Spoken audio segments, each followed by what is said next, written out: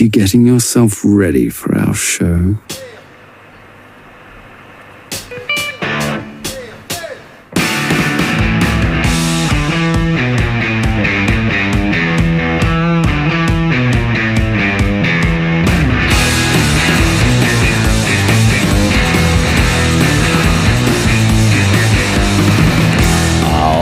Guys, Bobby Roast Beef here. It's another Tuesday morning. We got jigs and bigs, some good stuff for you guys today. We have a whole lot going on in the show. A lot of like real quality. It's actually kind of nice to be in a controlled environment once again. You know what I mean? Instead of that wild stuff. But we're going to talk about that because we're going to recap the 100th episode and all the stuff that kind of went along with it. It's pretty freaking amazing.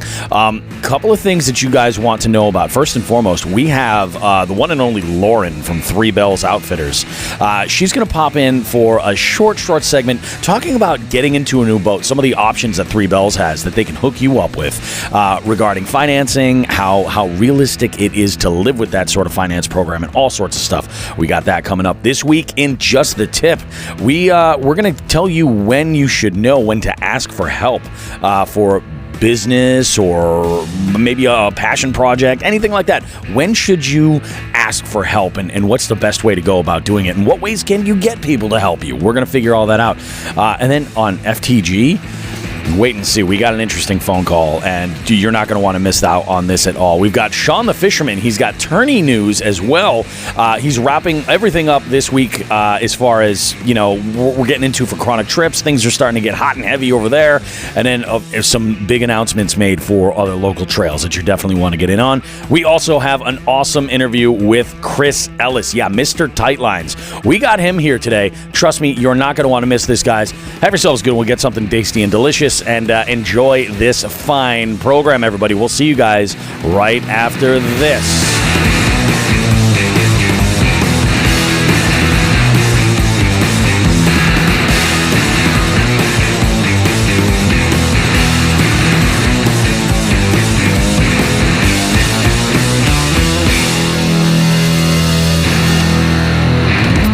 You know, I'm not saying that I disagree at all, Sean, but I am curious. Why is Ellie the best?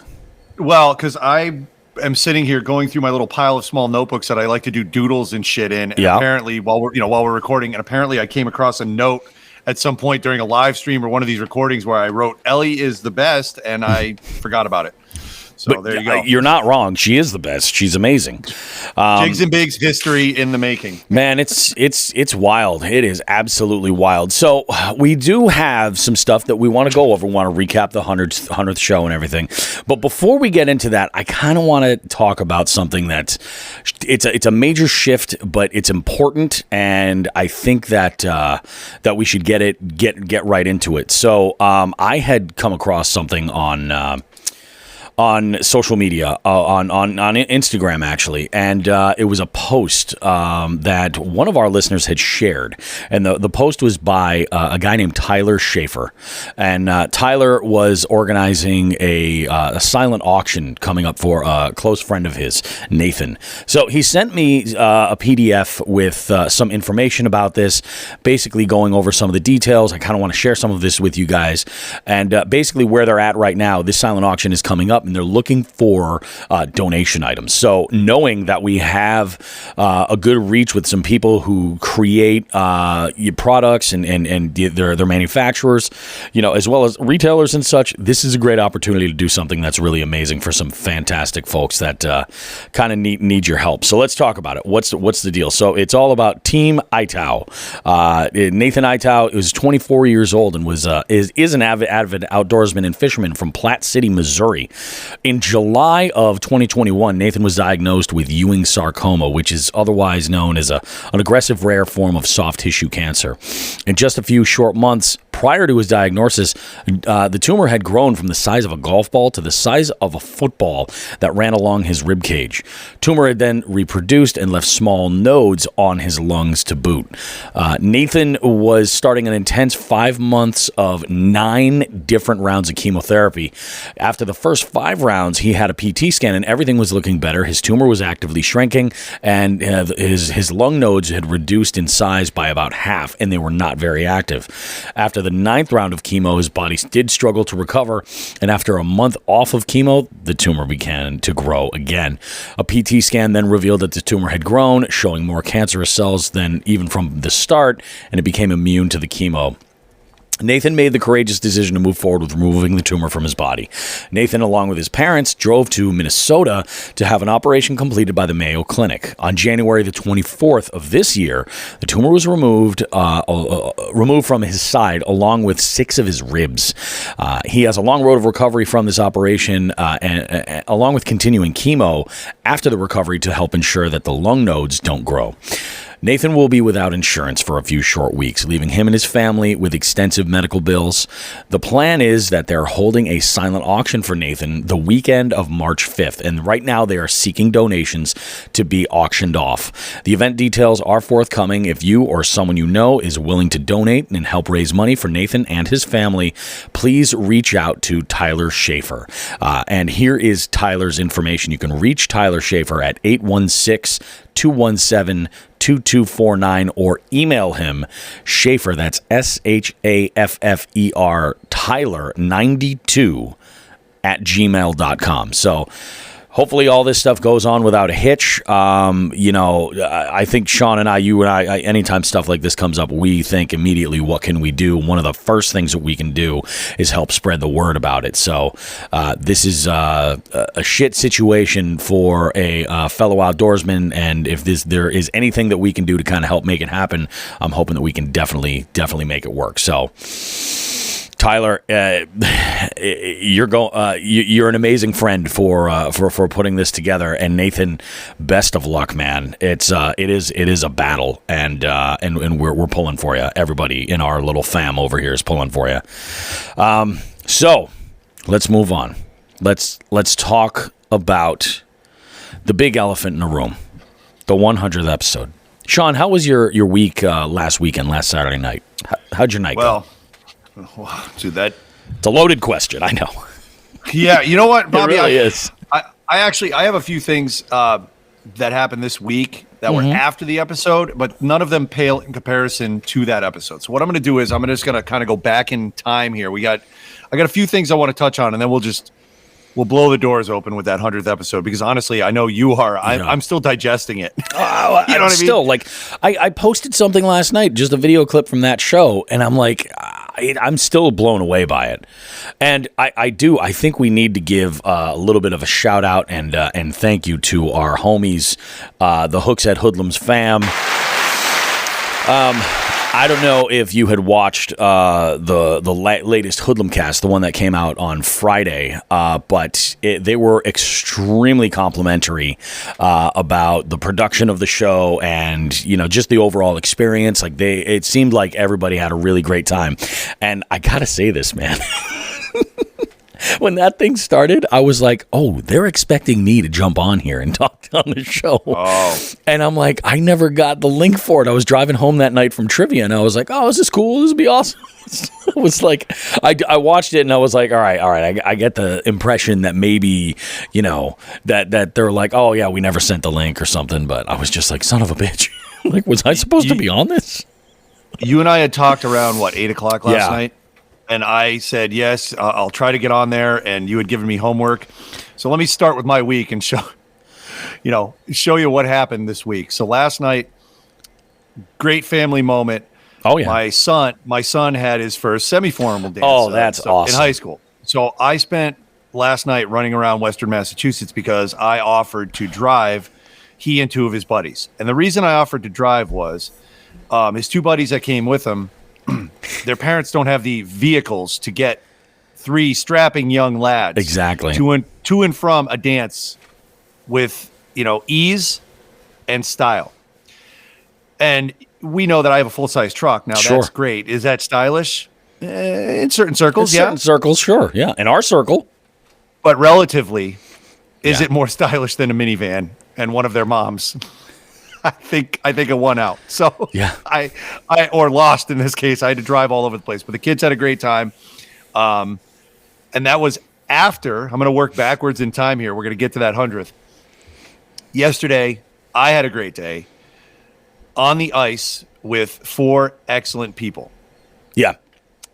John Medina, his buddy Joel, Cheryl, that does our blogging for the Fishing Report, Northeast and Wild the Woman. one and only Potato Loaded, Andy. We went out to one of the Berkshire's finest fisheries that has large northern pike in it, and we set up our 20 tip-ups, and we watched 3 flags in 4 hours, and that was it. And one of them was apparently something tugged at a minnow of John's.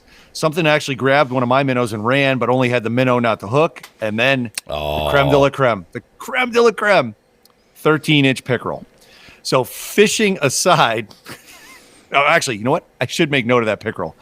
That pickerel is in my freezer. Nice. Because my acupuncturist likes fresh fish, and I told her, even if I catch a pickerel or pike, I'll throw it your way. Let's see what magic you can work with one of those. So I'm going to have some sort of report of what she's doing with the 13-inch pickerel culinary-wise. But we, on the ice, while we fell short, and to be honest, I talked to a few people yesterday, which I'll get into in a second, after the event, after I was fishing, and found out that this was not a lake occurrence. This was statewide. Everyone had a rough go on the ice yesterday. I haven't heard of anybody catching any decent fish. As a matter of fact, it was slow. Yeah. So we got out there and set up the tip-ups, and then immediately I open up the grill. So I make everybody sausage, egg, cheese, and spinach breakfast pizzas. Bam, fired that up. Good stuff. Cheryl says, hold my beer. Yes, she does. And whips out, I don't know, 1.5 pounds of venison. Just cut up, threw that right in there. Some butter, some seasoning. We ate great. Fish didn't, but we did. Yeah. So that was a blast. Also, I should make mention, I did take a couple minutes yesterday to put up my my post on Instagram. Thank you to everyone who followed me. We got to 1,000. That's kind of been definitely put on the back burner because of the 100th episode. I mean, honestly, the time and energy we had to devote to that. So I did get the post up yesterday, so that is active. Go ahead, follow the instructions, jump on, have a good time. But the pulling back the beef curtains, we use the same format for the giveaways. Oh, so yeah. You've been doing the Jigs and Bigs and the Jigs and Bigs and the Bobby Roast Beef ones when those happened. Yep. And then I said, hey, send me that format. And I did this after I got off the ice yesterday. I was already cross-eyed tired from the night before, which I'll get into in a minute. Sure. And I went ahead. There were 3 errors in that post. I got called out I got phone calls. I got texts. And the Like, comments. oh my shit. God. They were brutal, dude. So I would like to thank the following folks for watching my back QC-wise on Instagram. So Sarah Pendergast, thank you. Hang on. Keep that button ready. We got a few more. Oh, I'm ready. Nick Ringard. Nick. Rachel Walker. Hey, Rachel. I saw the comments from Rachel. I saw that. Yep. Nelson. And the one who called immediately when that post went up and said, you got problems? Yeah, butcher. Nice. Oh, my goodness, man. So thank you guys for letting me know I'm an idiot, and I appreciate that. So we did that ice fishing. I fucked up on Instagram. I had the dance to drive kids around to. The night before, we had a little fun. Myself, my buddy Jer, my youngest son. Oh, that's right. We went down to the venue in Worcester known as the DCU Center, which, honestly, everybody grew up knowing the Centrum, but, everything's corporate these days, so it's got a sponsor. It's a DCU Center. And we got to see Volbeat and Ghost. A little hard rock going on. So I have seen Volbeat a couple times, and they were a blast to watch, and the sound was great, and we had a good time. Ghost is definitely a completely different menu item for hard rock fans. That is not for everybody. That's particularly religious folks. Let's put it that way. But that's a good way to Yeah, it was a little rough. I mean, it was a fantastic show if you can digest such things. I kind of compare it to horror movies with really over the top metal acts like that. If you're into horror movies, that's kind of the same thing. Like you're seeing something that's maybe not digestible to the main public, and you're enjoying it for what it is. That's what Ghost is. It's a little abnormal. Yeah, it's definitely different. So I'll let you guys do your own research on that. But the sound was phenomenal. They covered Enter Sandman, which was fun. They played all their hits. Volbeat played a bunch of theirs. I had the only really real two notes from the show was one of my favorite things happened as we pulled into the parking garage. Dude comes running up to the window. This does qualify, by the way. Heads up, it's a bonus, just the tip this week. Pay attention. Yeah, bonus, just the tip. Yeah, if you are going to a concert, I don't care if it's Dave Matthews Band. I don't care if it's Kenny Chesney. I don't care if it's Ghost. Kenny G. Yeah. Keep your eyes open in the parking lot for bootleg T-shirt guys. They are my friends. That being said, they're my friends, and I will not pay their full prices. There's rules. So I got approached by the T-shirt guy. He said, "Hey, man, T-shirts are $45 inside. I'll sell them to you for $20 each." And I looked at him and I said, "I have $2." And I looked back at Jer in the back seat and I said, "Hey, Jer, you only got 20 on you, right?" He goes, "Yep." I go, "Can you do 2 for 20?" Guy goes, "Hell yeah, what sizes?" So I got one for Brody and one for Jer. On a pop culture note, I compare myself with bootleggers to the father in the Christmas Story whittling down the Christmas tree guy prices. Oh, that's fair. That's a fair estimate right there. Yeah, that's what I do. I love that. So we got 2 T-shirts. I did have to make note to my son, who does go to a goes to a Catholic school. I'm like, you cannot wear that shirt on dress down days. Like, do not do that. Yeah, that's not going to fly. There's a lot of imagery that no one in public would probably care about, but you go to a school with stuff like that, and it's parochial school's a different animal. Yeah, you can't do that. So we had a blast. The one note from the show about I had kind of braced my son and said, it's funny, like I've taken him to some very extreme metal shows, and I said the crowd's going to be different, and he said, "How so?" I said, at extreme metal shows, you're going to see people who are so into the genre that they're there to watch, or really guitar players and their girlfriends or boyfriends. You know exactly. what I mean? Yeah, exactly. Musicians are there because you're seeing that pinnacle of honestly, speed and playing with most metal bands. Yeah, an upped level of musicianship. Yeah, so you tend not to see the drunks. I mean, to be quite honest. And when you get too many drunks in an area, things happen. So I warned him about that. I said, just be careful, stick by me. You never know what's going to happen. And we might end up by getting a deal on T-shirts in the parking lot. Yeah, well, exactly. So this proved itself when we had three seats, an aisle seat, and the next 2 in. And I asked my son where he wanted to sit, and he said in the middle. I said, okay, that's fine. So I sat on the aisle seat, and we were one row down from where there were, at the because they have hockey and other, bigger stuff like that and stuff they can use the floors for. There's a wooden section of the stairs and the framing for all the seats, and then there's like a fold in or a push in metal bleacher part. And when you go from the wood to the metal, there's maybe a 3/4 inch or an inch of a difference in drop. Oh, that and drunks is not a good idea. Yeah, so there were 4 guys that were partying it up, and every time, right across the aisle from us, they were cool. They weren't doing anything wrong. But one of their friends was obviously a little deeper into the partying than they were. Sure. And I watched him get up and go to the bathroom or whatever, go to the lobby, and I'm like, oh, this isn't going to end well. And I kind of forgot about him. And then about 10 minutes later, I get whacked, like absolutely whacked at this huge thud. And the guy was wearing a flannel shirt. And there's the guy just face down on the metal steps. I'm like, oh my God. He took a face down shitter on this step. And I saw him fall. And thankfully, I remembered his shirt. And I remembered who he was. And his buddies were an arm's length away from me. Yeah. And it over-ghost with however many decibels are coming into our ears. I'm like, hey, guys. All 4 of them turned around, and the row in front of them and the row behind them. And they proceeded to scrape and peel their buddy off the metal steps. He went back upstairs, and I didn't see him for the rest of the show. They either got him to the car or a hospital because he was fucked up. Oh, yeah, man. I mean, I didn't see any blood or anything, but it was dead weight falling, 5 feet, just more than that, because the guy was, probably 5.5, 6 feet tall, and he went the step minus another 3 feet because his head landed where the 3 steps down. It was awful. Oh, dude, that's awful.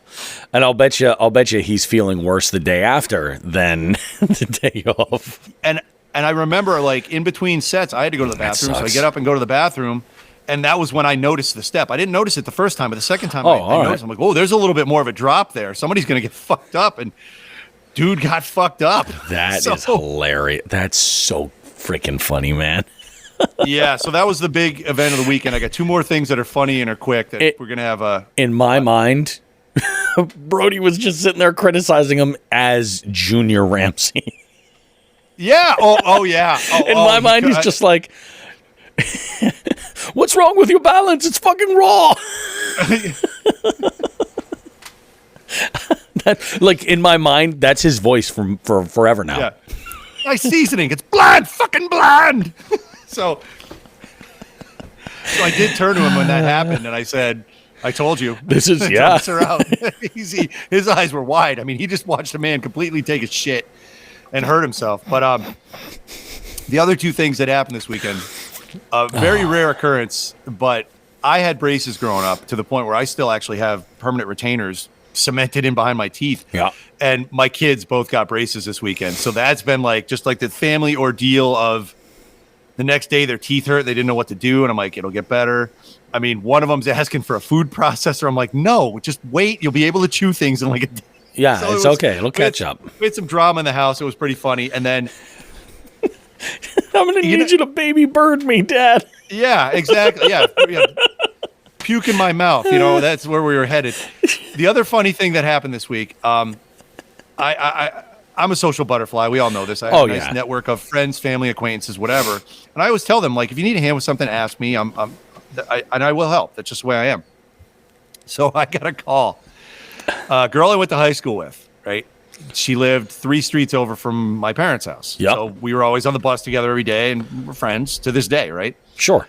Her parents had an issue one day with audio video stuff. Normal parenting stuff. Yep. Generally, the number one issue our parents' generation and the generation above cannot overcome with audio video equipment is inputs on TVs. They cannot fucking handle it. They don't understand it. It's fucking dark sorcery to them, right? It's true.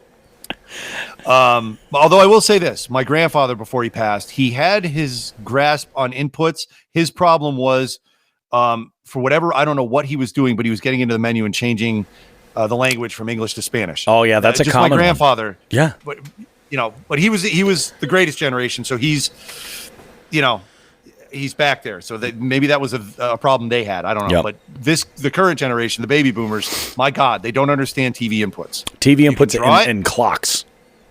Clocks are an issue, but definitely TV inputs. Definitely. Yeah. Now that most items are like geosynchronized through the magic of the interweb, you know what I mean? Clocks have kind of gotten pushed off. I mean, VCR clocks. Oh my God. Forget it. Yeah. It's always 1201. It's always 1201. Nowadays, it's inputs, and I don't know what to say about that, but whatever. We deal with it. We're help. Well, us in Generation X, we help. We're helpy helpersons. So I go over to my friend's parents' house. I get a phone call. Sean, can you come over? Are you around your parents? Can you stop by? I said, what's the problem? They're like, well, we use the Wii for exercising, which is good. That's a big great step.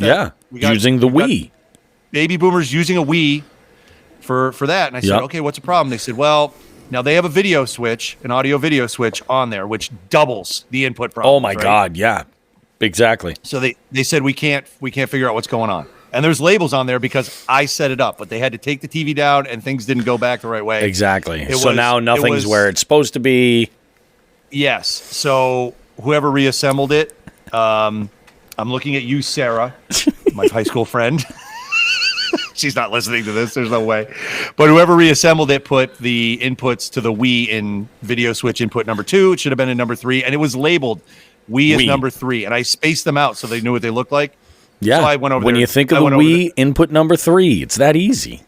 Yes. I went over there and fixed it. Now, here's where the funny part comes in. Every time I go over there to help her parents out, they don't need to use her as an intermediary. I just gave them my phone number. Yep. Every time I go over there, the room where the TV is and the Wii is, there's pictures of my friend and her 2 sisters from high school. And for whatever reason, my friend Sarah has 2 pictures on the wall of her. One when we were freshmen, which has a phenomenal hairdo. Because as we know, like you see this stuff on the internet and on television that apparently as soon as 1990 hit, there was Nirvana and everyone was wearing flannel. It did not transition immediately. It took a while. It took a little bit. the 80s lingered sometimes, in some cases till 1992 and 3 in our area. Did she have like the Great Wall of China going, the bangs? Yes. Yeah. Yes. The bangs were straight up. So what I do is I go to her house if I have to help her parents' house, and I take a picture of those pictures and I say, "Guess where I am?" And I just leave it as an ominous text. That's awesome. Every I love time, it, dude. Never fails. That picture never gets old.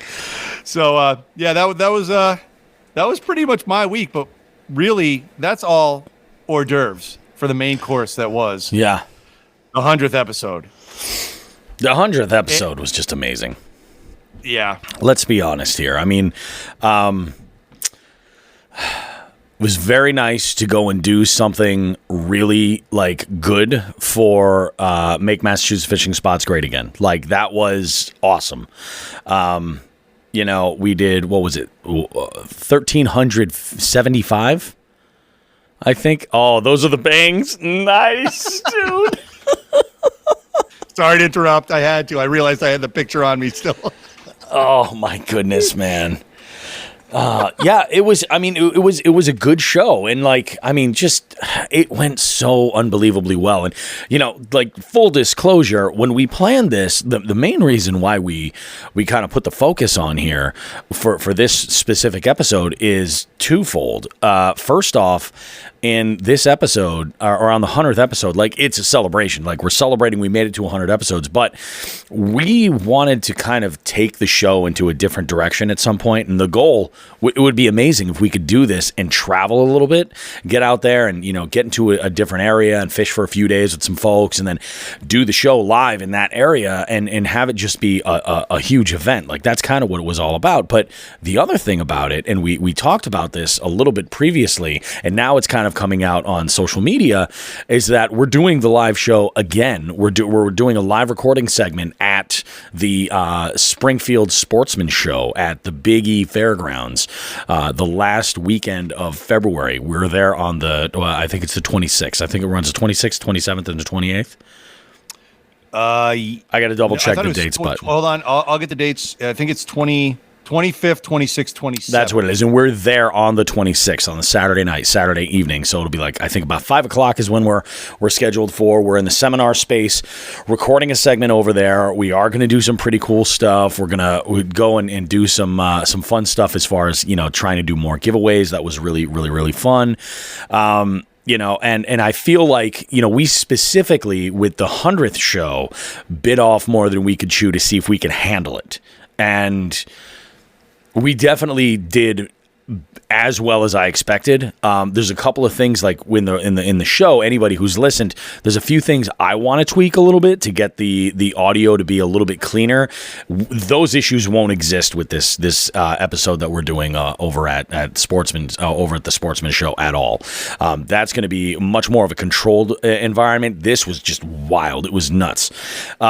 We can talk about all this stuff now because it's out there, but I had kind of primed the guests the day ahead, and I said to him, I was like, we did plant some folks for some comedy, for comedic, sake, to keep things funny and interesting, and one of those people, or the main person, was an old friend of mine, my buddy Jim Dandy, and Jimmy is a good dude, and he played the role of Chicopee Chet.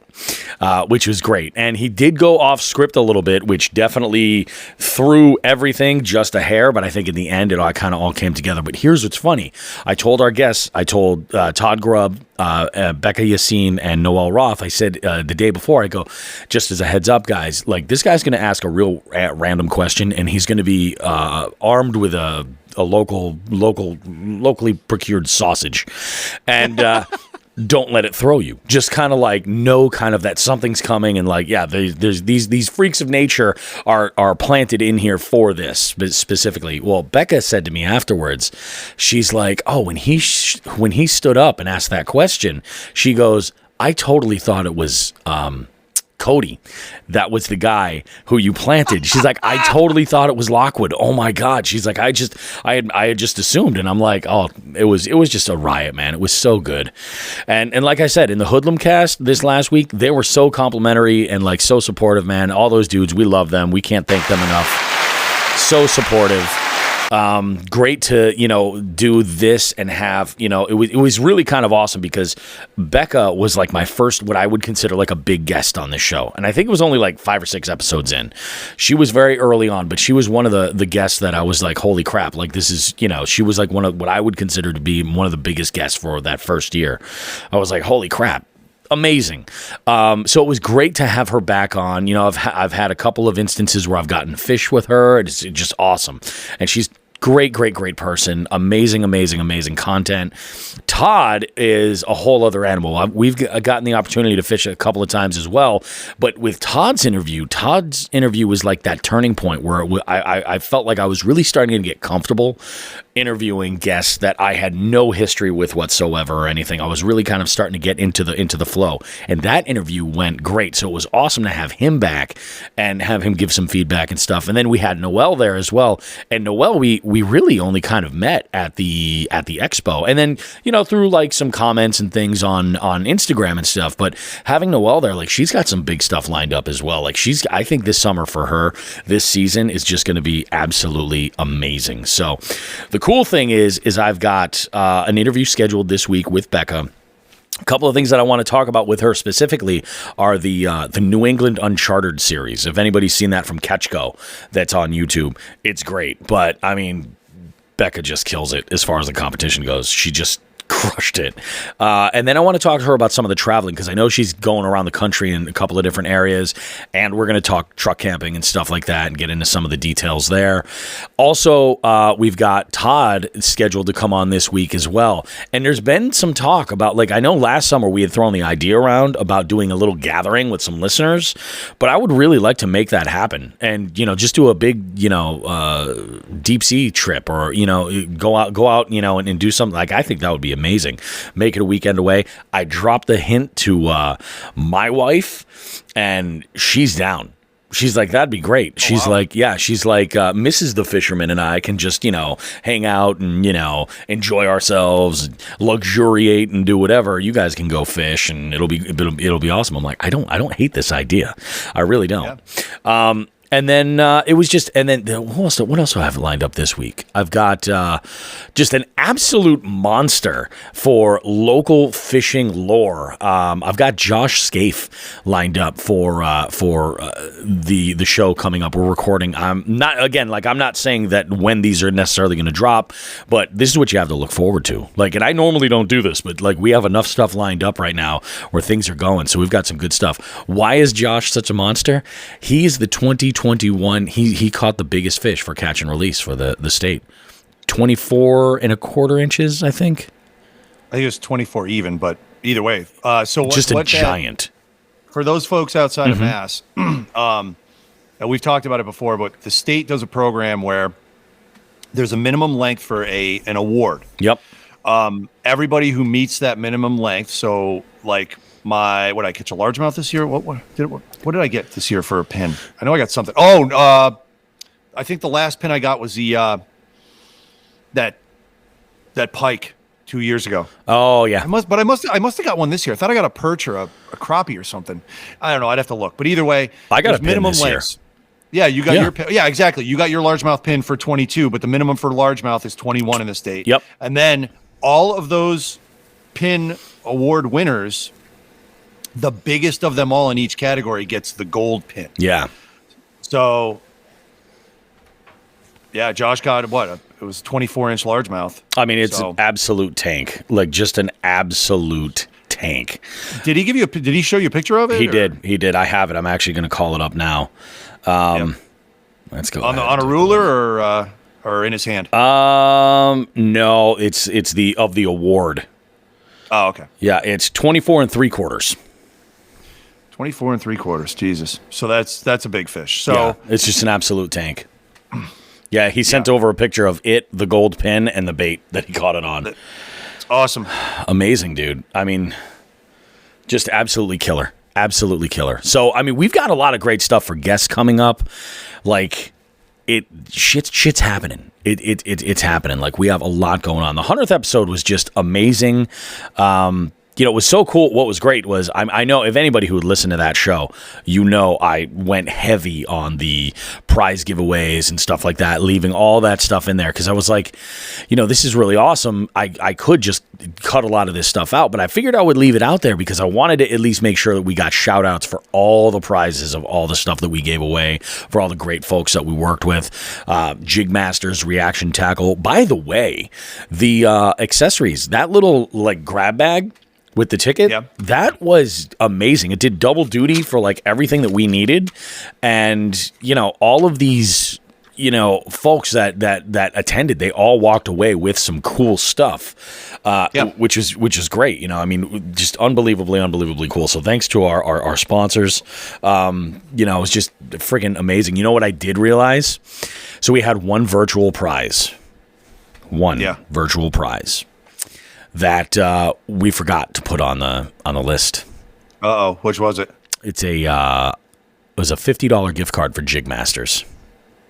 What do you want? You want to do a giveaway on it? What do you want to do? I think we're going to give it away at the Sportsman Show. Perfect. Yeah, I'm going to reach out to Cody, and I realized that when I was looking through, I was like, I thought we gave something away. I was like, no, the Jig Masters lanyards were in the swag pack, and then I knew there was something else, and that's what it was. There was a $50 gift card for Jig Masters that we forgot to put on the board, and because we didn't have it physically at the end, it wasn't something that we were like, hey, you won this, because all I needed to do was collect somebody's name and send them off with the gift card being sent to them. So. Yep. So we'll do that on Saturday. Does that sound right? Let's Saturday the 26th. In front of everybody. Yeah, I like that. Hey, you know what, guys? We're sitting here. The curtain it's like there's a giant breeze, and we're just flapping away. We're planning everything. I am a disgusting fucking human being. My God. I want to share a quick story while we're kind of talking about this here. I bumped into an old friend from middle school last night while I was out with my wife. I also bumped into Tim Jacks as well. My wife and I went to a couple of different bars, had some like craft cocktails, all swanky. We were over at this one little bar in a town nearby, and I noticed this dude coming. I was like, oh man, I think that's Jeff. We went to like middle school and high school together, and we had kind of fallen out of touch, but we like back in the day, we would go and fish this one area in out by where he lived. And this one spot gets hammered. It's like I don't want to get too into the details, but he's like, sometime you and I, we got to go down there and fish. And I was like, where we got to fish is this place. And I took my phone and, like any good angler, I have my PB as my wallpaper on my phone, but it's a live image. So if I hold down on the screen, since it's a video, it'll move. It'll actually, so you can see me pick the fish up like this, like the giant 22. And I tell my buddy, I was like, no, I know where we can go get some fish, man. Let's go do this. He was like, that is a pig. And I'm like, oh yeah, absolutely it is. But what's interesting, and I bring that up because this is why having your data is important. This is why it's important to have your data together for all the fish that you catch. While we were out, my wife and I got into this conversation about our last anniversaries and planning some trips for I think we said we might want to go away for the 15th. And that's coming up in a couple of years. And we're like, what do we do? What were the last couple of anniversaries? My wife couldn't remember where we went to dinner last year for our anniversary, but you know who remembered? Me. Because I caught that fish, my PB, that I got a state pin for on April the 25th, and that is our anniversary. And I cannot forget that day at all. Not the fact that it's our anniversary, but also because that's specifically with the fish. I remember the restaurant we went to. We went to the Federal in Agawam that evening. Excellent restaurant. Excellent dinner. Amazing. Once I said that, Holly's face lit up. She's like, that's right. We went to the Federal because in 2020 for our anniversary, she goes, that's right. For our anniversary, I gave you COVID. And I was like, you did. We almost died. So thank you. Thank you. Gift that keeps on giving. Yeah, just keeps on giving, keeps on churning up all this quality. So that's why having your data is a good thing. You can make it work for you. You can remember these little details here and there. True. So, man, what a wild freaking week. That 100th, couple notes. Yep. First off, aside from everyone all the sponsors that got involved and people that donated gifts for the giveaway, we do really have to thank, and I said it during the show, but we had a small crew of guys that showed up to A, hang out, and B, help beforehand, and we could not have gotten, like, the packing of those envelopes. That was huge. Because we couldn't have done anything. Nelson. Yeah, Tim O'Keefe and Nelson came in like clutch, helping with all that. Because that was one of those things. And even, I mean, I felt bad. There was stuff from Hookset that I wanted to get in there, but like all those guys had only shown up when the doors started. We needed to have that stuff packed together and sealed and numbered in advance. So it was good that they were there to kind of help and make it happen. Because even though we had so much time to set up, like double checking, triple checking, the little hurdles that we had along the way. And I also want to shout out the venue. Nathan Bills was amazing. Like, thank you guys. We totally appreciate you guys, not only taking such good care of us, but also just being so freaking hospitable to, like, make it all happen. I talked with Sully shortly thereafter, and I was just like, no, it was packed. Like, I don't think we could have fit any more people in here. It was packed. Everybody had a great time. Even doing the whole show, I think that I feel like it was just the right. It was about the maximum amount I think that we could have gotten away with engaging people. It was really, really good. There were a ton of laughs. This is going to be one of those episodes that I will go back and listen to, pretty routinely, and get a good chuckle out of, because it was absolutely awesome. But yeah, definitely. One person we can't forget too. We got Nelson. We got Tim. Nate was there too, helping us out. That's right. Nate was there nice and early as well. Ooh. He was. And man, it was so awesome. I'm psyched that folks were buying Klondike custom baits. Yep. Matt Thayer was there. I talked to him shortly thereafter. In fact, there's talk that potentially we could take the show on the road and do one of these in Rhode Island, and work with some Rhode Island specific vendors for this to kind of make it awesome, So I think that could be a whole lot of fun, Yeah. And an excuse to fish too. Exactly. And one thing, apparently, I didn't realize this that night, but afterwards. Yep. I really disappointed everyone. Oh my God! I mean, I heard it from so many people. Let's talk about a missed opportunity. This is a missed opportunity. I was trying to be somewhat professional and carry things on, but if you listen to the recording, when I was doing the drawings on the map, I neglected on purpose to do a drawing of a penis. And that really apparently shook some people. It really I didn't even think about it. Yeah, and I'm a little blown away. Yeah. I guess I'm an artiste now. Now you've got a niche, I think is what it is. I don't know. So sorry to everyone. I did not draw any genitals on that map when I was actually trying to make you better anglers. But next time I'll correct that, I guess. I think overall the whole thing was awesome. There was a lot of that, and like I said right after the show, I was like, well, let it sit for a couple of weeks, and then let's talk about how we can improve on it, things that we can do. And already, actually, there's things on a technical level that I'm considering rolling in there. Do you want to talk, like, just to throw back, like you were talking about, like the boomer generation and technology and like inputs and things? I feel like I'm kind of dealing with that right now in a way, because this past week I've kind of done with my performance laptop for when I'm working. I don't use that for podcast stuff necessarily. We have a separate Jigs and Bigs. There's a Jigs and Bigs account for that. But I'm replacing that laptop I had been using for when I host game shows and I do all this other kind of stuff. I bought a MacBook Pro.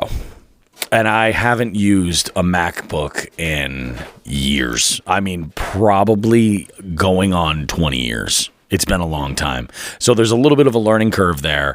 And I feel like I was just moving files from my external hard drive, all the backup stuff to get things put in place and everything. And I'm like, how do I scroll all the way down so I can select everything? What is this? How do you got to use 2 or 3 fingers or something? I don't know what the hell is going on. Like, I'm like, Siri, help me with such and such. It was just bad.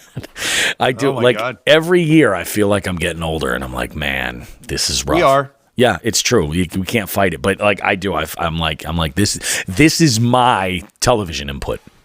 Yeah. Like at least in that moment. So like, but that is going to play into the way the show works, because I'm actually working on, so that we can streamline the setup and teardown. I'm working on a box that I will use for hosting game shows and DJing weddings and stuff. But built into that, I will be able to record remote with a large enough platform mixer so that we can do podcasts on the go. And it'll just be more like pop the top open, plug in the mics, plug in the speakers, and we're good to go. And streamline things significantly. Because, like, what we had going on, it looked like a Grateful Dead show at the soundboard. It was bananas. Board upon board upon board. Crazy. Yeah, it blew Todd's mind, didn't it? I think you said something like he'd never seen anything like this. Yeah, he's like, what the hell are you doing? I'm like, we actually don't need half of the stuff that's here, but I need to, I have to add one microphone, so I have to submix it out. So, and this is what I got. It was like a Godzilla movie in the 60s when you go to the alien's lair and there's just blinking lights all over the walls. Exactly. they don't do anything. They just blink. It was wild, man. It was wild. And I'll never forget, like, one other great thing from the Hunter that I feel like you can finally now appreciate is the pain that you feel in the back of your eyeballs when you look down at a LED uplight. Yeah. I wanted to dress it up so it looked kind of like the Disco Dungeon in there, and it did. A mission accomplished. But if I turn around and look on the floor at these lights, I will be blinded, like, significantly. Yeah. And it's so funny. If you listen to the last segment of the show, you're in there, you're like, God, this light is killing me. Oh, what do we got next? I can't see. What's it? Read it to me. Because there was one light set up right at the prizes. Right, and at the worst spot. After prizes. I'm like, fuck, blind. I do have one thing that I kind of forgot. I kind of shit. I forgot about, but it ties in nicely with the way the show went. And one particular thing that we've been laughing about since the show is that Lockwood Fishing, our boy Cody. Yep. He is a catchphrase machine. Oh, he is. Holy shit. So if you go back and listen to the interview, or not the interview, the Q and the AMA. Yeah. Was it the FTG or the AMA? It was the FTG. Oh, no, it was the FTG. I forgot. There were two segments I was walking around. So during the FTG, I think he FTG'd OG Scuba Steve, but he used his choice of words to do so has immortalized it. It's amazing. Because he referred to smoking a joint as chiefing it, which I don't think I've ever heard before. So we're just building on that. And one thing I did forget about when we talked about ice fishing yesterday was when Cheryl and I walked out onto the ice, there was a car parked right at the ramp. Mm-hmm. Two gentlemen may or may not have been chiefing things. We cannot prove or disprove anything. Yeah, but we did have a conversation. Anything. We did have a conversation with them and let them know that maybe they want to look into the Chronic Trips tournament. So maybe. Adam and Frank, nice to have met you guys. Continue your chiefing activities, and hope to see you in the Chronic Trips tournament. So, some good times. It was freaking wild, man. It was freaking wild. Yep. So much fun.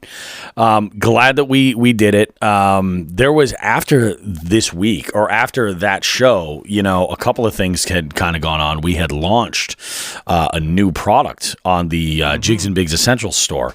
I had gone and looked at some of the products that were available, and I wanted to add something that was useful, something that a listener of our show would be into. And one of those things that we came up with was an outdoor waterproof Bluetooth speaker that has the Jigs and Bigs logo on it. It's cool. It's got a little carabiner on there, so you can clip it onto, your PFD, or if you're in a boat, or you just pop it wherever. So it's like you're not necessarily going to lose it, but if it does get wet, it's waterproof. The battery life on it is about, I think it runs for like 2 hours at full volume. So you'll get almost a full typical episode of Jigs and Bigs on it, but that works and partners very well with a Noctua power bank. Very well. It definitely does. So I highly recommend, go ahead and check that out. It's a nice compact speaker. And this is one of the things where, I talk music all the time with a lot of our interview guests. And, either they listen to music when they're on the water or they just want to listen to nature. But the one thing that I think that if there's one thing I can suggest, it's to ditch the headphones and start listening on a small speaker, so that way you get the best of both worlds. If you want to listen to music, listen to your favorite podcast, listen to Jigs and Bigs while you're out on the water doing your thing. So That is available for you guys, jigsandbigs.com. Check the shop tab, and you can go ahead and get that stuff. We've had a number of people buying shirts, too. The new and improved logo shirts have a new design on the back. They have the logo on the front, and on the back, they just say real simply a nice little acronym, FTG. It's sure to get the conversation started, so that'll be really good. So that's happening. We got hats, like 4 different hats. I still have your hat to drop off to you. And I still have your sauce and pickles. Oh, that's right. The pickles. God. So good. So good. Like just, dude, we have so much good stuff coming up. So much good stuff. And, of course, the giveaway happening on your Instagram. That I completely fucked up from the get-go, but we don't need dates or correct links. And here's the funny part. When the butcher called me, I'm sorry, when the butcher called me, yep. I started laughing because he goes, "Hey man, you might want to check those links." And you had explained to me that when you copy and pasted them, not all of them properly went over. And of course, it was 2 important links. So yep. Butcher said, "Hey, the two of those links to follow. One of them was for 3 bells, and it's some woman named Victoria with 8 followers. I don't think that's what you want. And then the Hookset link, because Hoodlums got deleted. Hookset is some dude named Mark in Detroit." I'm like, what the fuck? So the majority, so I had to change those. The majority of the time, I leave those tags for those must follows. The ones that are in there all the time that we put in, I leave them partially entered so that this way, as soon as I go and I start adding anything, it'll give me the drop down. I can just click on them. So it actually makes, I probably should have told you that, but I was like, no, he's going to read this. That's no problem. I did. And I looked at the Hookset and I said, that's kind of funny. And I looked at the 3 bells too. And I'm like, Bobby knows what he's doing. And what I missed was what I got called out the most on was the dates. Oh yeah, the dates because they were like you sent December or something. Yes, yep. And 21. So I changed the December. Didn't even look at the 21. Then got another call back saying, "Hey, it's 22, asshole." Like, oh shit. Isn't that the greatest feeling in the world? Because you're always. Like, on the one hand, you're like, oh, I appreciate you telling me about this because I got to know about it. But at the same time, you're like, I get it. I'm an idiot. Yeah. It's always good stuff. Always good stuff. Oh, so, do you have anything else you want to throw in as far as the recap for the 100th or anything, Sean? Anything like that? Besides it being a wonderful night, no. It was fantastic and tiring all at once. We were exhausted from it, but thank everybody for coming out. I can't thank you guys enough. Yeah, you guys are amazing. And I did say it during the show. I was blown away. I did not think we had that, I don't know, loyal of a following, I guess. I was blown away. I underestimated you and I underestimated everybody, and I'm eating crow for it, man, and I'm happy about that. This is the best tasting crow I've ever eaten. It's definitely a good position to be in, for sure, when you're like, holy crap, this actually happened. But I think only amazing, even more amazing events are in our future, and we're going to get there, and it's going to be freaking awesome, and I can't wait. Starting with the Big E Outdoors show. Yep, Sportsman show is going to be huge. Yeah, I will also be there Friday. I don't think any announcements have been made, but I'll be there. We'll leave it at that until chit chat starts happening, and then we'll pull back a little more of the curtain there. I should throw out there just as a heads up that the organizer, because this is the 38th Sportsman show. This is not just something that's popped up. This has been around for a long time. We have Doug Souza, who's going to come on and talk. He's the chief organizer of the event. Got a chance to meet him at the Fishing Expo in Boxborough, and I believe three bells is set to be there. Correct? Yeah. Well, I don't think any announcements have been made yet. But we'll take that once there's confirmation on that. We'll run with it. So that was a conversation that they were having at the expo, but it was nice to finally meet Doug. We're going to have him on the show to talk about the show, the way things have changed, what's the future of the Sportsman show look like, stuff like that. And ideally, we would like to see, because this is right in our own backyard. Like this is for us. This is like the hometown event. And what's great about this show is that it's not just a fishing show, but it's a full sportsman show that includes hunting and fishing activities.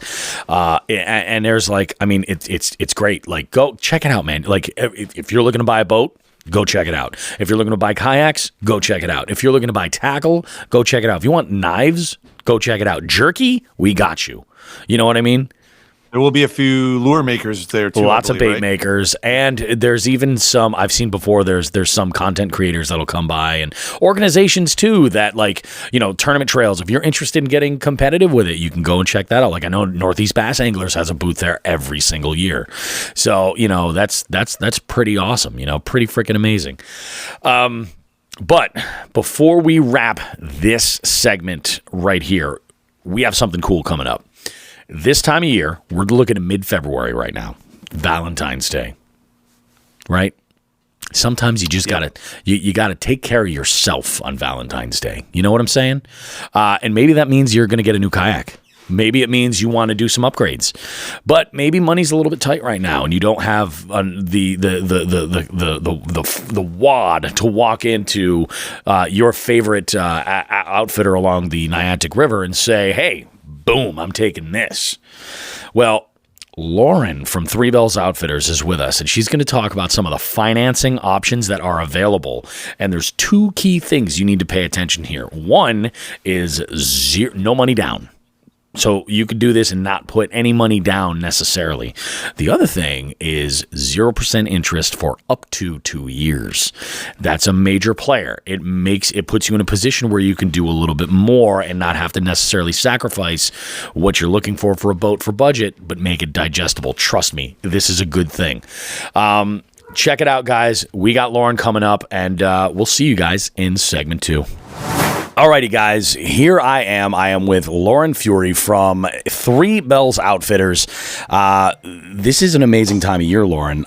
From my perspective anyway, this is where you have a lot of folks that are getting fired up about getting new kayaks. They're doing modifications. They're kind of getting sort of primed and ready for that next upcoming spring season where everything really kind of just goes, the doors are blown off and everybody's out there getting on the water. And if they're especially if they're competing, they want to, get into this in peak performance level right away. But in my mind, this is telling me that if you're going to get into a new boat or you're going to modify something you already have, maybe replace, electronics or upgrade, a rudder system or whatever the situation might be, this is a good opportunity to go ahead and do it. At least that's my thinking. But what I wasn't really aware of is that Three Bells has a lot of ways that you can make this happen without necessarily having to need all the capital right up front. Can you kind of walk through like some of the options that people have if they're looking to kind of like up their game, maybe even just get into the kayak game? Sure. Good morning, Bobby. Oh, good morning. That's the thing. The cost of kayaks, the cost of rigging kayaks and all of that, those prices are not going down, And with the pandemic, we've seen supply and demand, and we've seen the costs for our manufacturers go up. So it is getting more expensive to get in there. But one of the things that we do at Three Bells, we offer a couple different programs for you to be able to finance your kayak.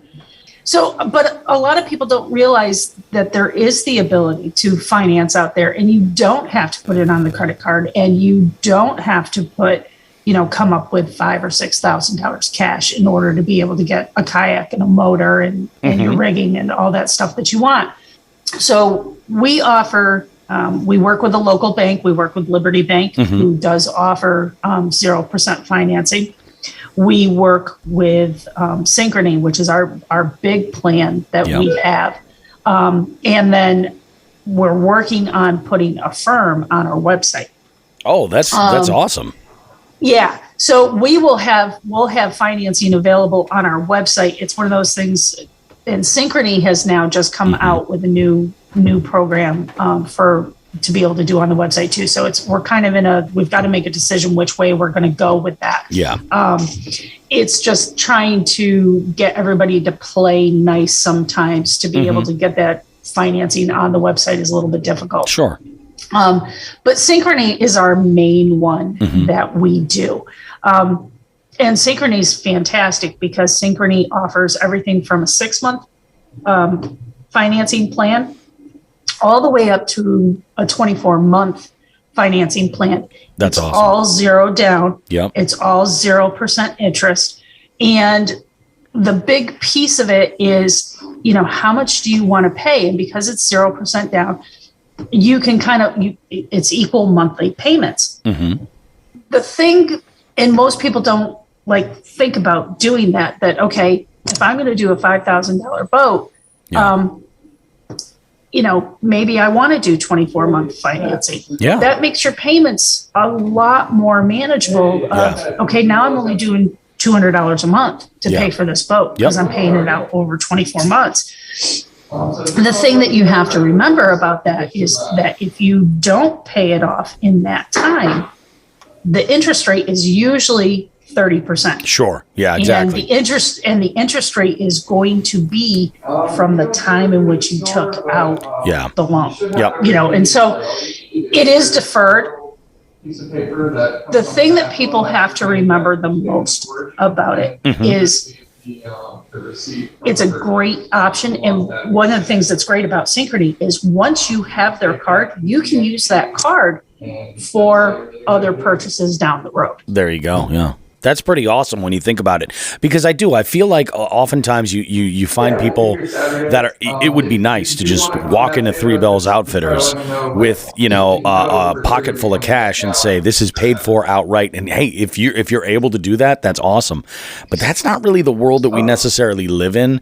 And especially if you're talking about new kayak anglers that are just kind of getting into the sport, or the ones that maybe got into it with a secondhand kayak and they kind of know what it is that they're looking for the fit, the accessories and all these other things. Or maybe they've got a boat that they love, but they just want to outfit it the right way. This is a good way to be able to do it. And I mean, let's be honest. I mean, you said you broke it down before, you rig a $5,000 boat, you make your payments over 24 months at $200 a month. That's $50 each week. For me, that's less than a tank of gas. You know what I mean? Right. And it gets down to, is the value, is it worth it to you to have that investment in something you care about so much, being on the water, fishing? I mean, even if it's a stand-up paddleboard and you're just out there doing, yoga or something like that, and that's what you want to do. This is a great way to go and make it really kind of make it accessible. Correct. And one of the things that we try to do with it is, so we are selective, if you will, on how we will do our financing. Yeah. We will offer financing on any new boat or any rigging that you might do on an existing boat. Gotcha. Okay. And there's a reason behind that. I don't offer financing on any boats that we sell that are from our demo or from our rentals fleet. Sure. Okay. And the reason that I don't do that, I mean, some people, it's always an option of any other vendor if they do want to do that. Sure. I don't do it.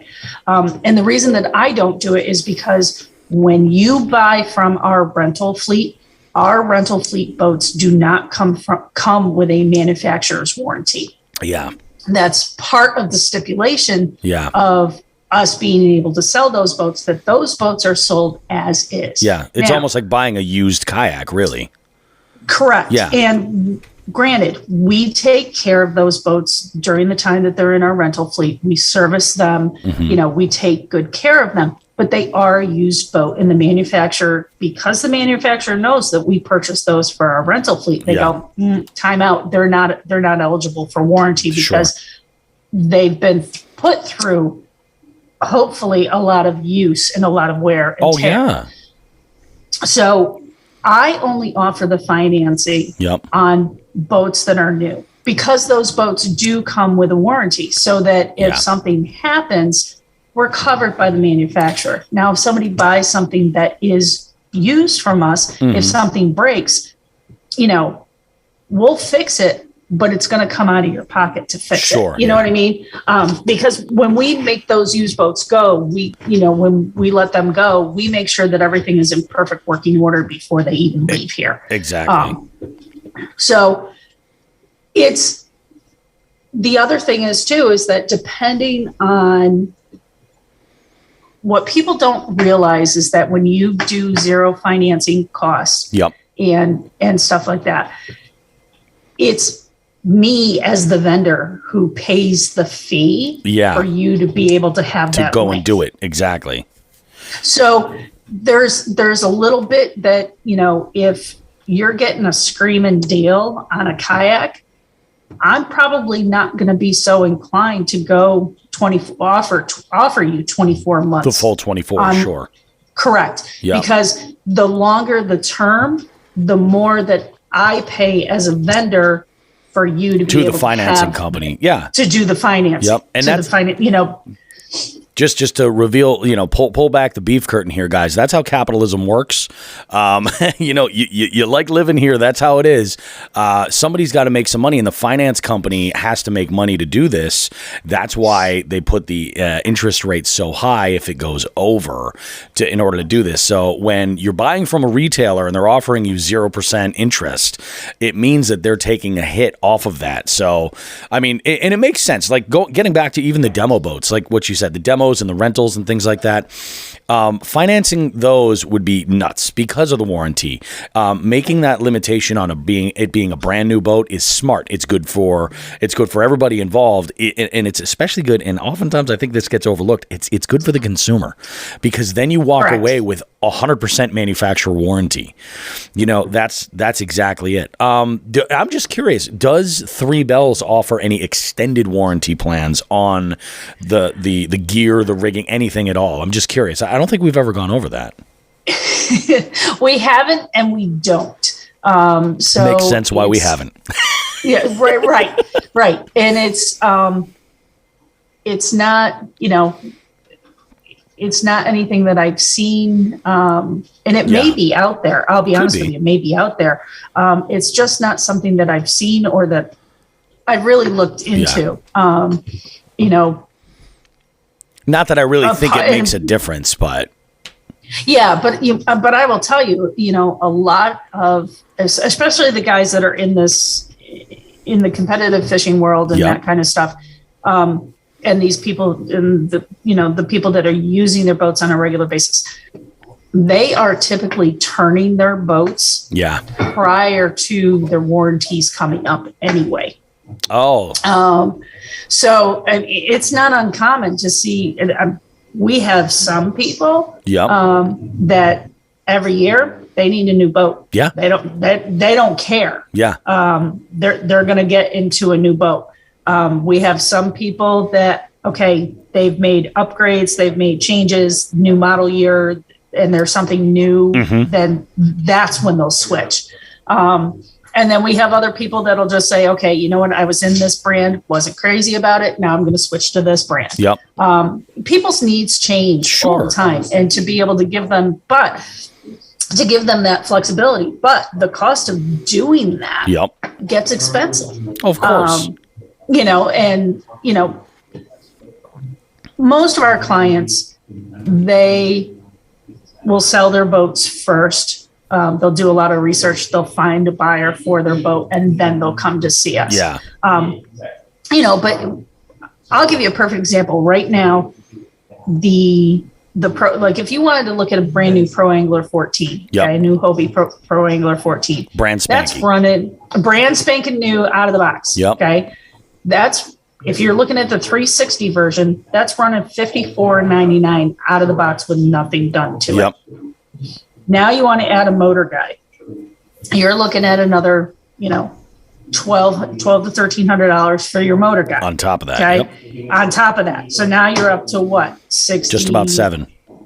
Almost 7, right? Yep. Now you want to add lights and rigging and all that. You're now looking at another $1,000 by the time you add your batteries and all this other stuff. Yep. Add your battery for your motor guide. Yep. You can very easily, add your fish finder. Fish finders, some guys, if you want the total scan and you want the live scope, you're up over $1,000 just for that. Just for the electronics, yeah. Just so it takes nothing to get to $10,000. Yeah. And to be able to say, okay, that's 400 bills. For 24 months. That is a lot less daunting than going, okay, I need to come up, with $10,000 cash, or I'm putting $10,000 on my credit card. Exactly. Here's the other thing. Yeah. This is the thing that a lot of people don't think of. Okay, so you have a $10,000 limit on your credit card, right? So you put it on your credit card, right? And you pay that off over time. Yep. You're going to be paying, most people are paying at least 10 to 12% interest on their credit cards. Minimum, yeah. And that's if they have really good credit. Yeah. If you have average credit, you're at 20. Easily, yeah. And so if you decide that you're going to pay that off over 2 years and say, okay, I'll just put it on my credit card. Well, you just cost yourself more money. Exactly. Where at least if you buy yourself that 2 years of that is 0% interest, it's in your best interest to go ahead and set up. Nowadays, like with automation and stuff, you can have these bills just get paid, but it gets down to the value. But when you look at, we're talking about Pro Angler 14 with live scope and a motor guide and everything else. Right. I don't want to scare away those anglers that are just getting into this for the first time. Sure. Folks, there's options for everybody. Not everybody needs a motor on their kayak necessarily, but maybe you're in a paddle kayak and now you want to up the ante a little bit and get into a pedal drive. Three Bells has all types of brands and options for you to look at, to check out, to do it, but it's a lot more manageable than you might necessarily be thinking. And maybe if you want to keep costs down, maybe you finance the boat itself, and then you slowly incorporate other accessories as you need them, and then bring your boat into Three Bells and have them rig you if you need that done as well, because they can handle that as well. But there's options out there. I think a lot of folks, they get the idea that, I'd love to get into a pedal drive kayak. I'd love to throw, I'd love to throw a Torqeedo or a motor guide on my boat so that I can get on some bigger water and cover more areas with a little bit more ease, or I'd like to upgrade my batteries, or whatever the situation. Right. Like this is worth going to look at right now. And I think a lot of folks, they get kind of scared off by, I'm not sitting on a few grand in the bank that I can play with that easily. This is a good way to go ahead and do it and make the justification in, I want to upgrade this, I want to do it, this is how I can kind of make it happen. I do the same thing in my business. There's a company I work with, when I purchase PA equipment and stuff, or podcasting gear, microphones and things like this, I always have the option of where they do a direct, like they basically just charge my debit card regularly, where it's just monthly payments. And regardless if I've got the money to buy it outright or not, I generally always do that just to kind of like lessen the blow up front. Sure. It's just my preference. So here's a perfect example. Okay. Yep. So say, for example, you want to go into, you want to get a $1,800 boat for your wife. Yep. Okay. And you only have about $500 or $600. Okay. Well, if you want to get them into a boat, you're gonna pay more than $500 to $600. Definitely. You want to get them into a pedal drive. Okay, so guess what? You can put money down. Yep. It doesn't have to be zero down. Exactly. You have that option. Yep. You can always put money down towards the purchase and lower your monthly payment. How much your monthly payment is going to be. More and more places are doing it. That hey, it's $42 for this, or it's $16, or it's $18 a month for the next 3 months. Yeah. And we're seeing more and more of that. And it's a good thing. It's a good way to be able to get into this sport. It's a good way to be able to bring family, especially if they're not sure how they want to do it. Exactly. So it gives you options, and it's all about options. Mm-hmm. And like when we were looking at you for your boat, yep. The one thing that I said to you is that people have different levels of expectation. For sure. When we looked at Sean was on a mission. Yep. He knew exactly what he wanted. He knew where he wanted to go. For you were basically putting your toes in the water and said, okay, I'm upgrading, but I don't know where I want to go. So for you, this is more of an adventure. Yep. So it's everywhere in between. And we have that flexibility to be able to help our customers that way and get them to where they want to be. And they can, like you said, they can do it incrementally. It does not have to be, have to do it all at once. Yeah.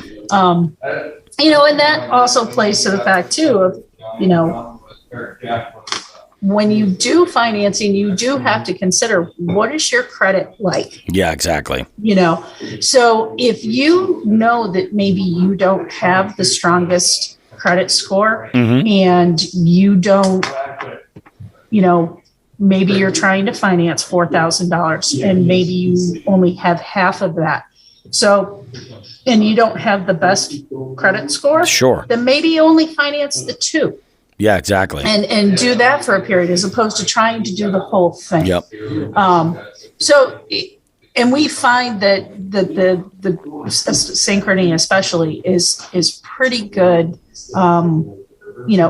If you do get denied, going back and talking to them, they're pretty good at trying to work with you and let you know, say, okay, this is what I'm trying to do. And they'll, they're pretty good at, trying to help the customer figure out where to go. Make it won't be that same day. Yeah. It won't be that same day. Cause like if somebody comes in the store today, I'll know today whether or not they are approved for credit and they can buy their boat today too. Yep. So it's on the spot. If you get denied, then you've got to go back and you've got to talk to them to figure out, what has happened. But we don't, but it's more of you need to know where you are in your personal level too. Yeah. So, if you don't have the best credit, it doesn't make much sense to come and apply for a $10,000 loan. For sure. With zero down, especially. Yeah. Correct. Yeah, exactly. Correct. So there's some common sense that has to happen. Definitely. No, I think that's the way to go. So folks, if you're hearing this and you're thinking, man, I'd really like to get into a kayak, and we say this all the time on the show that kayak fishing is really like that gateway. Big boat fishing isn't necessarily accessible to everybody, but I mean, it's a whole lot easier to afford even a $10,000, $12,000, $15,000 purchase for something you're passionate and you love than it is to digest an $80,000 or $100,000 investment, plus all the further maintenance and everything else that goes with a big boat. Though, I mean, that is a wonderful thing, and I'm not, shaming any of that stuff at all. But if you want to get out and really add a little extra life to your fishing adventures, this is a great way to do it. And it's a great way to do it, especially if you're like, I've tried it, I like it, I want to find the right boat that fits, and I'm looking to find what's right for me. Three Bells Outfitters has the selection. They've got the know-how from their staff that'll get you in the right kind of boat. And now, as we've discovered, they have the financing ability to get you in the boat that you're looking for to really kind of extend your adventures and take your game to that next level and kind of elevate what you have going.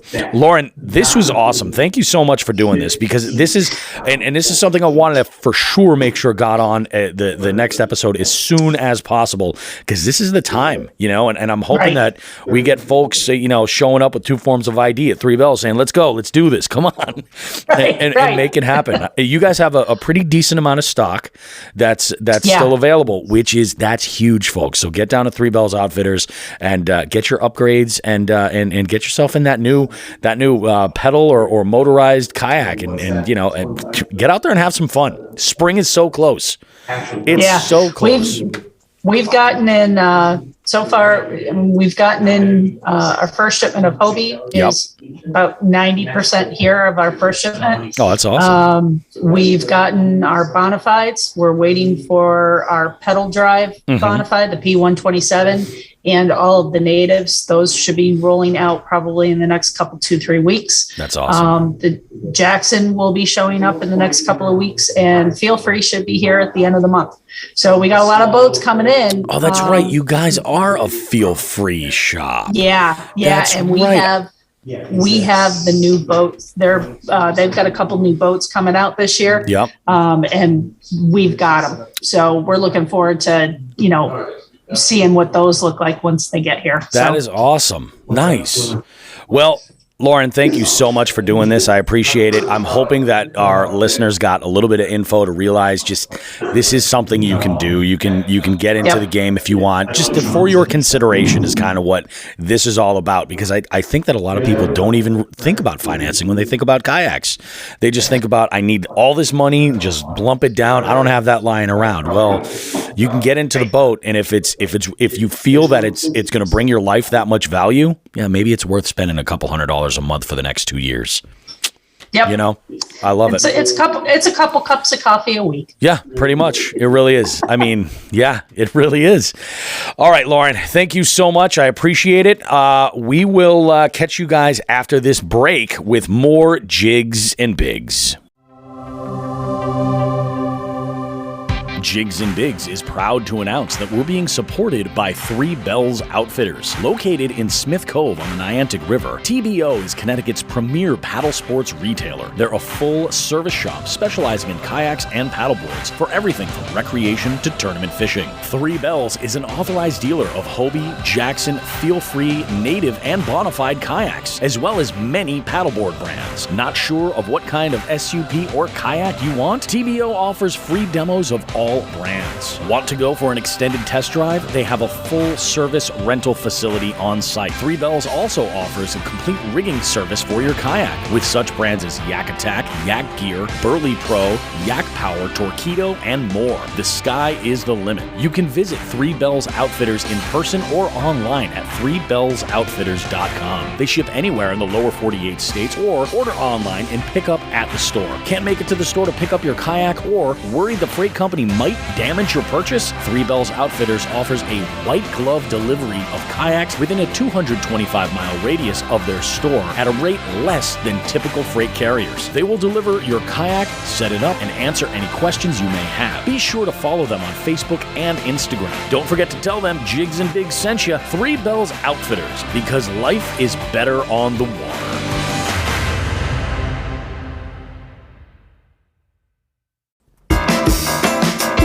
Bobby and Sean now have a special presentation for us all. They'd like to give everyone just the tip. Indeed we shall. Before we start, we haven't heard from that son of a bitch in a while. I hope he's doing all right. I hope he's doing all right as well. I mean, last time it was the jungles of India and surrounded by an abundance of jaguars. And, of course, Alexi is nowhere to be seen because he's out there noodling goonch. Boob scratch is being boob scratch. Looking for burgers in a country where you ain't going to find them. Yep. Unless they're lamb, and there's nothing wrong with that. I'm down for a lamb burger. So this week, guys, we have an interesting little just the tip here. It's sort of an extension of something that we mentioned at the 100th episode, but we see it come up quite a bit, and it was something that just kind of like landed in our laps, and there's some value to it. And it kind of can extend into a lot of different areas in life. And that's knowing when to ask for help. One of the hardest things when you're trying to do something, when you've got a grind and it's your baby, you're the one that's making the calls, you're the one that's in charge. Lots of times people say, hey, let me know how I can help you out. Let me know how I can do this. We get into this situation where lots of times you're getting people that don't necessarily have the skill set. They mean the best, as far as trying to help out. It's the ones that do have a skill set that can help you, that you want to really reel in and sort of make be involved with, because not only can you ease the task of handling certain things and making your grind advance, but you also when bringing in some help, you can learn something from somebody else and get different perspective. It's always a good thing. So the segment or the piece that kind of popped up last week was when we had talked about the tournament anglers and even tournament trails and anybody who's looking for sponsorships. If you're in a situation and you're looking to grow and you're looking for sponsorships, you're essentially looking for an outside company to make an investment in you. And as we've heard from these companies specifically, your big fish will not sell my baits. Like, that's an argument that cannot be disputed. Like, it's true.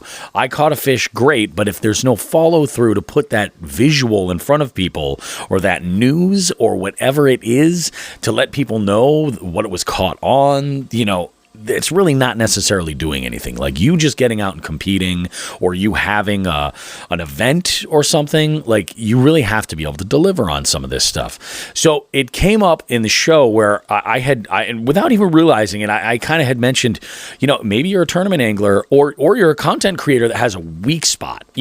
Maybe like us, we're podcasters and we don't have the YouTube background. Well, partnering with somebody that works with YouTube can help ease a lot of it for us. It can put us on a platform and help grow what we're doing. But also it can take the responsibility away a little bit where we maybe don't have to focus with that. So getting back to the tournament side of things, yeah, maybe you're a kick-ass tournament angler. Maybe that's the situation, but you're having a hard time. You're struggling getting sponsorships. Maybe you're in a situation where your ability to do this solely depends on your ability to get sponsorships, but you're not the social media guru that's got, this huge following that you're able to market necessarily. Maybe it's a good time to partner with somebody who can, and become part of something else. You don't have to give up your entire identity for these things, but by being involved with something, well, now you're kind of going onto another level. And that can be as simple as collaborations. Collaborate with somebody that's got some know-how, do some things where you're not necessarily taking the info, but also, like, if you're a tournament angler and somebody's putting content together, like Sean and I are a good example because we're totally different in the way that this works. Sean is a very competitive angler with tons of experience, and I am very green and eager to learn and looking at this more as like more of just like a lifestyle, really, and an adventure. It is a lifestyle, It is. I'm about that lifestyle. But for me, that's kind of what it is. But the two of us, we collaborate, and we end up with the world's best fishing podcast. Like, that is undoubtedly. Yeah, you can't deny it. So I'm being funny when I say that, but the reality of it is, it's like by surrounding yourself with people that have a skill set that maybe can complement what you're doing. And I don't want to say lack necessarily, because you can always learn stuff. But if you partner with people that can complement what it is that you're doing, it can definitely help you to grow yourself and advance, what you're trying to do. So by getting involved with, a group of content creators and falling into a circle and being active, part of that is not taking all the time, it's giving to it, so you got to put something into it. You've got to be bringing something to the table. One of the things that just went unmentioned too, that I think we've talked about a little bit as far as my skill set, like, again, I'm an angler, but angler does not translate into sponsorships. One skill that I built up over the years that I continue to use almost on a weekly basis outside of anything fishing related is a soft skill with networking. Yeah, you have to be able to network. If you can't network, and I don't mean Instagram or Facebook, those are all mediums to do that. Hell, email is. Yeah. But getting out there in front of someone and having the confidence to say, here's who I am. Here's what I have to offer you. Here's what I'd like. What do you want to talk about? Mm-hmm. Or here's something that I think that we should work together with. You have to have a lead and not, hey, I catch fish. Hey, I take pictures of them and put them on Instagram. No one gives a fuck. No one cares. That following's got to be there, and you need to be able to engage. Exactly. And I brought the example up. I think I did bring it up at one point on the show, possibly on the 100th episode. I can't remember. But it's becoming more and more of a great example. And whether or not you watch South Park for the past 25 years is none of my business. But the genius of South Park is throughout all the comedy and a lot of the blunt issues they tackle. Oh, yeah. They've got a lot you can take from some of their episodes. And again, I mentioned it. It's a stupid underwear gnome episode. Yep. But it has the damn underwear gnomes business model. So in brief, everybody's losing their underwear in town. No one can figure out why. The kid whose parents own the coffee shop because he's jacked up on caffeine 90% of the time has seeing underwear gnomes take his underwear. And he sees them. They finally track the gnomes down. And Stan or Kyle asked the gnomes, what are they doing with the underwear? And one of them stands up to give a business lecture, and he has a blackboard. And underneath on the blackboard, it says, Step 1, collect underwear. And then he points the pointer at Step 2, which is completely blank. And then it says Step 3. He moves on to Step 3, and it says profit. Yeah. When I apply this to fishing, what I think I see the most, and I'm not using this as an insult. This is like a clarity thing. Hopefully people can see this way and move forward and fill in Step 2. But what I see with fishing is Step 1, catch big fish. Step 2 is blank. Step 3, sponsorships. Yep. What do you have to bridge that gap? What are you offering to the sponsors? And we did talk. I think the exact words are. I'm going to use the exact words. So that what I paraphrase. I'm going to paraphrase this. But during our last episode, I said, during the AMA, I believe, people that are in business that are selling products or services want eyes on their products and services. Yeah. They want advertising. They want it marketed. Yep. And that doesn't mean your standard way of advertising with billboards and TV commercials and radio commercials that have been prevalent over the past, 50 to 100 years, right? Yeah. Obviously, depending on technology.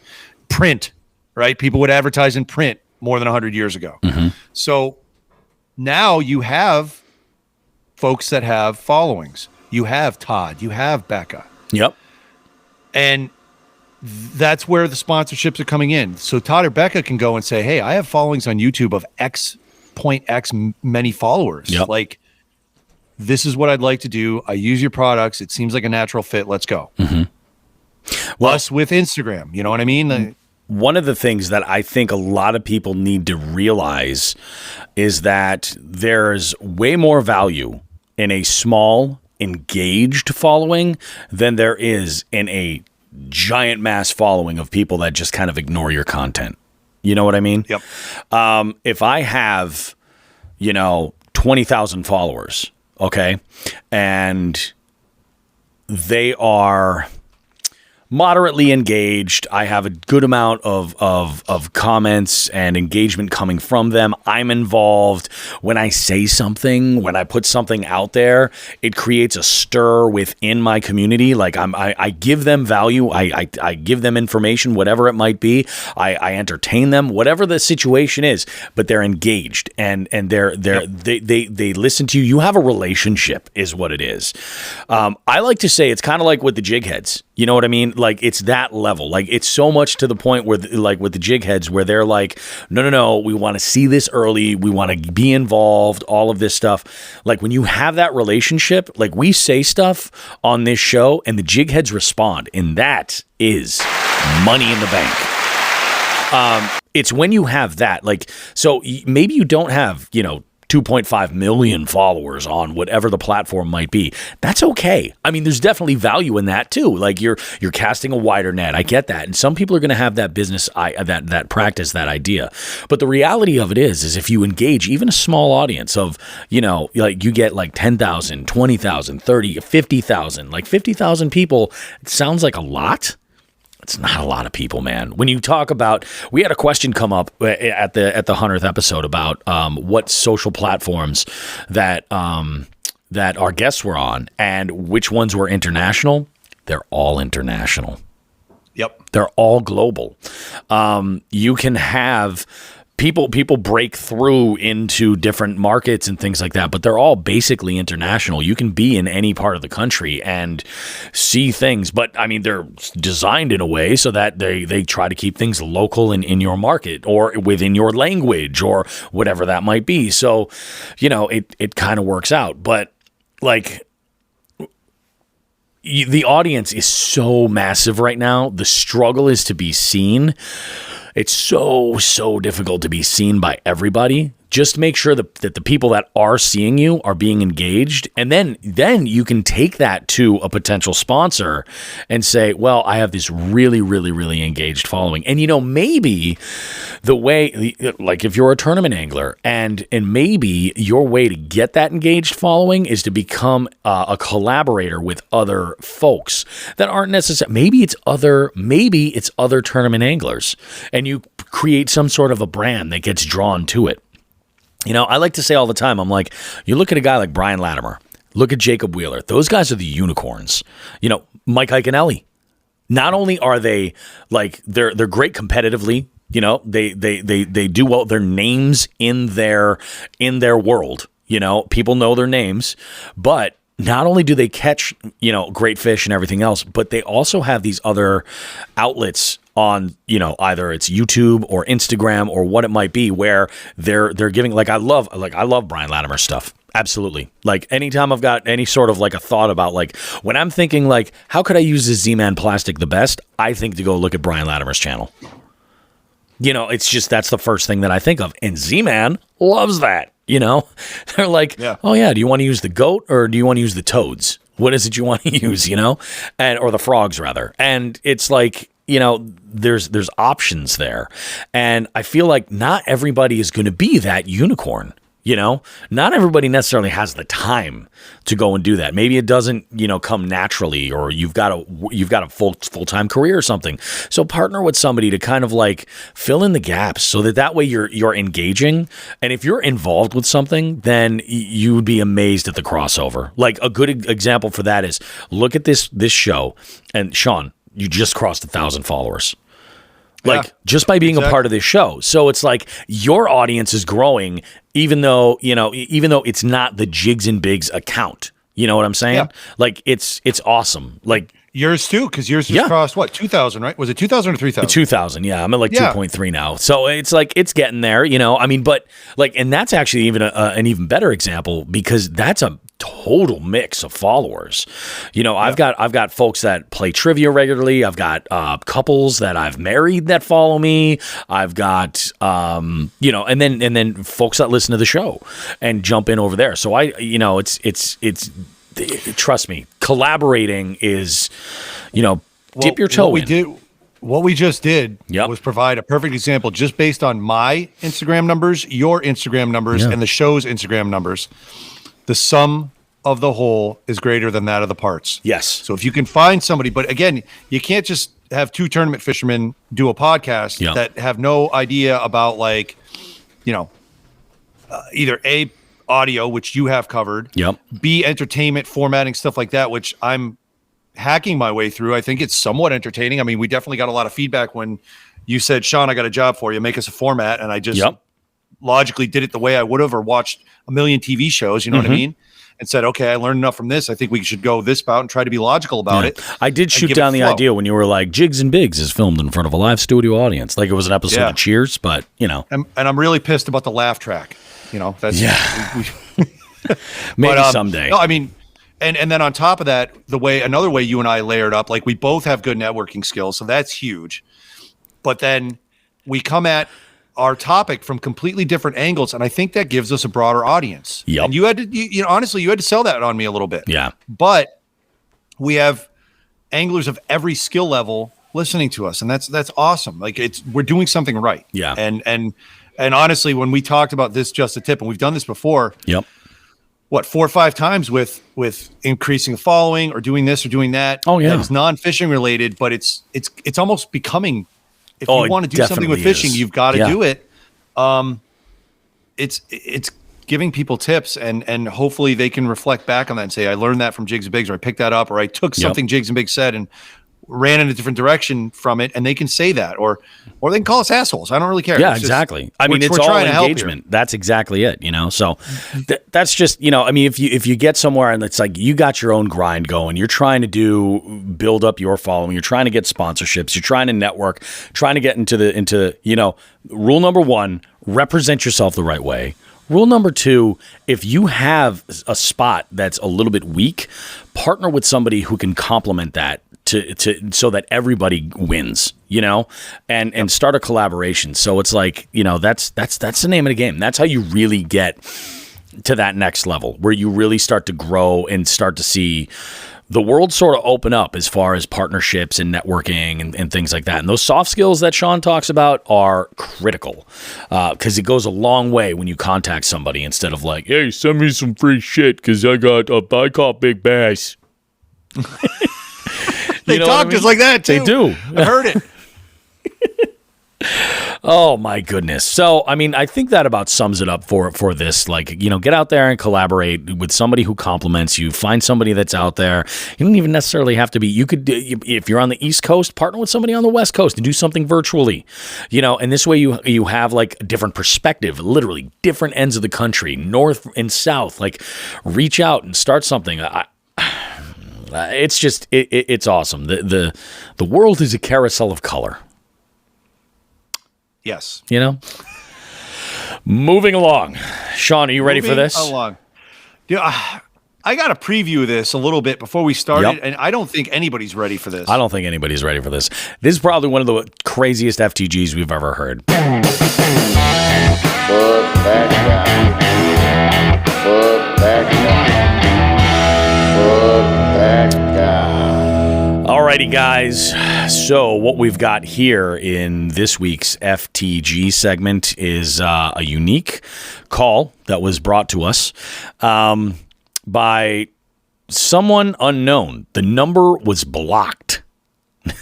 Somebody unknown, which immediately piqued my interest, and I had to listen to this while I was on the couch hanging out with my wife the other day, and I had to go and give this a listen because I was like, what the hell is this? So I'm just going to preface this by saying that I'm not 100% that this is an impression of a famous person, but it's damn close if it is an impression, if it's not actually them. Let's go ahead and do this. FTG for this week. Bobby, Sean, Stone Cold Steve Austin. Anyway, sitting here at the Broken Skull Ranch drinking Budweiser, whiskey, bourbon, gin, tequila, vodka, more beer, more whiskey, more tequila, more beer. Anyway, listening to my favorite podcast, The Jigs and Big Show.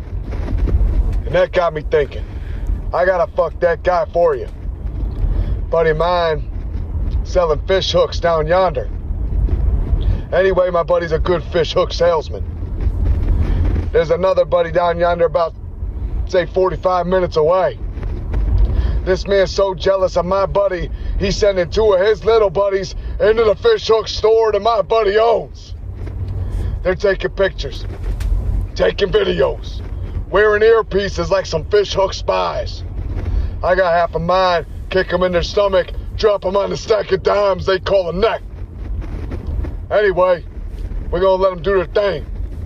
See how long they make it. But fuck that guy. And that's the bottom line. Cause Stone Cold said so. Well, that right there, there's a lot to unpack there.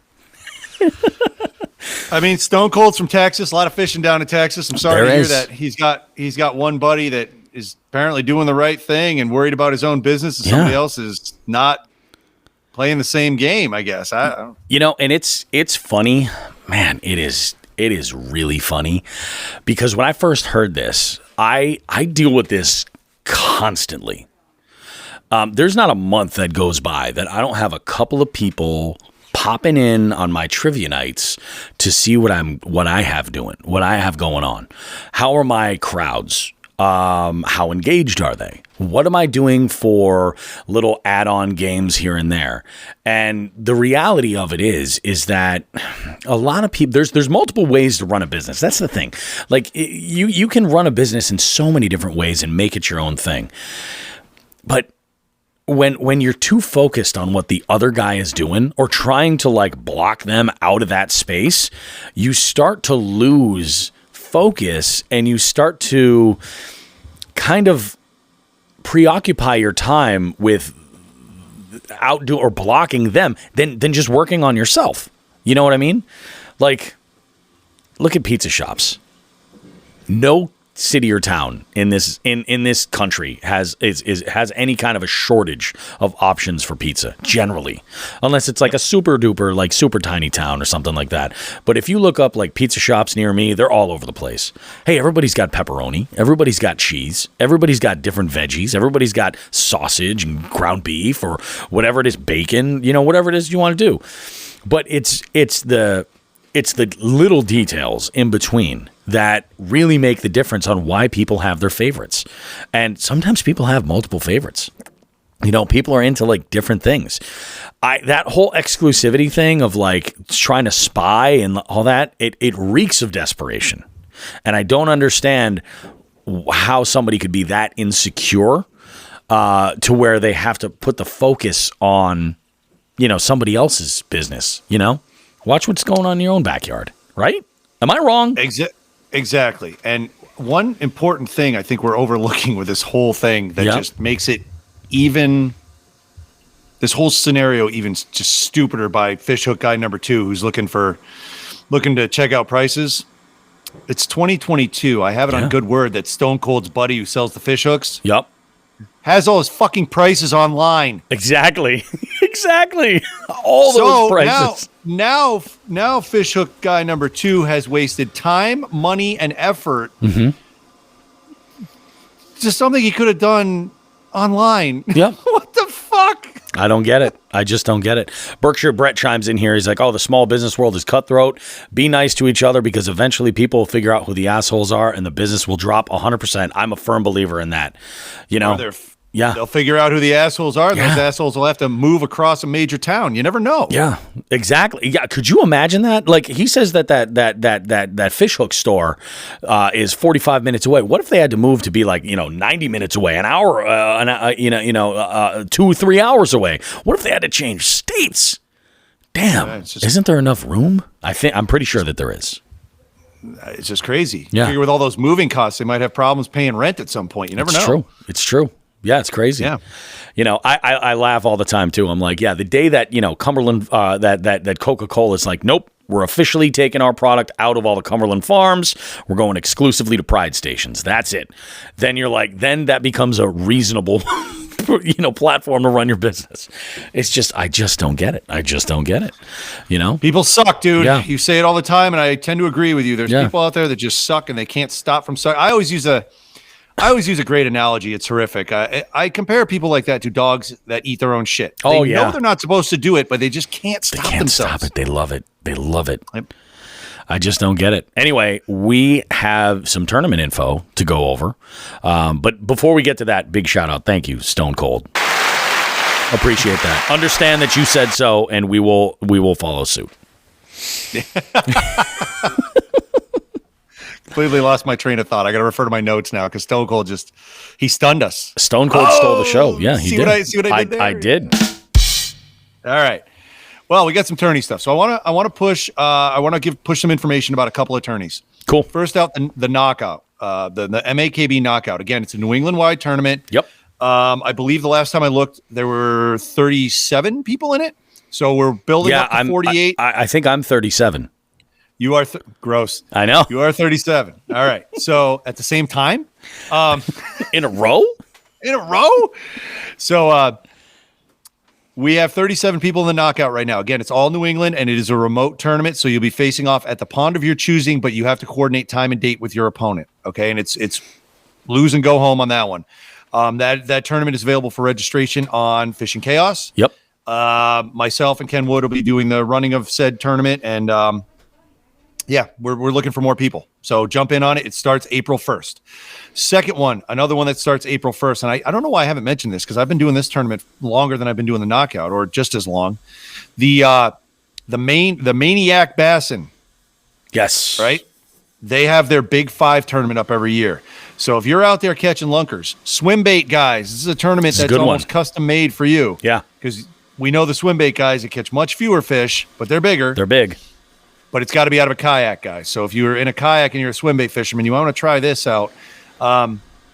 That runs from April 1st to, I think, November 31st this year. Yep. I think it runs all the way to December. You're also available on Fishing Chaos. Check that out. That's 5 New England states and maybe New York. I don't know. Check the rules on that. Either way, get in on those 2. Those are season-long tournaments. Well, one's definitely season-long. One is not, depending on how far you go. Get in on those.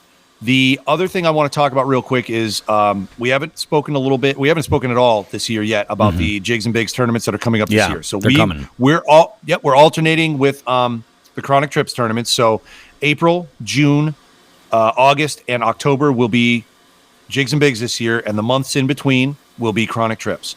We're doing a scoring change, so it won't be 4, 3, 2, 1 anymore. I'm gonna hold off on saying what the scoring is until I get the confirmation from Fishing Chaos. But I was in touch with their engineers last week. They sent me an email saying we are on top of it, and as soon as they give me the information, it's going out to everybody so we can get primed for that. Yep. We do have a couple of sponsors lined up for that already. I'm not going to get into it yet. One big announcement with sponsors and the scoring, and we'll just waiting on Fishing Chaos for that. Last thing I want to talk about. There has been a bit of a. I'm not going to say that. I don't want to say that. Let me start over again because I don't want to get unnecessarily rude. Gotcha. There is going to be opportunity for Connecticut anglers to partake in a kayak trail. I am not at liberty to divulge all the details. This is just a teaser, but there is a Connecticut kayak trail coming up, and I did get enough of the information that I saw requested permit dates for it, and even though it might be a drive for me, I might jump in on all 6 of them.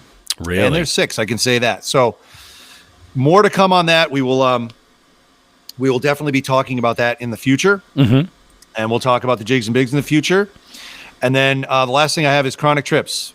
Nate, Nelson, and John are still beating the shit out of each other. No one else wants to jump in. Unfortunately, you know what I think did it? What's that?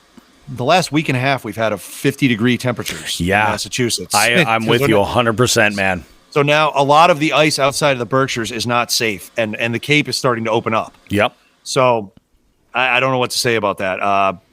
We'll really take a hard look at this year for the Chronic Trips when next year comes around because the hardcore guys are out there doing it. Nobody else seems to want to. So maybe we take a nice little winter break next year. Yeah. Coach my basketball without worrying about looking at crappie that Nate are catching. There you go. Nate's catching, So that's all the tournament stuff I have.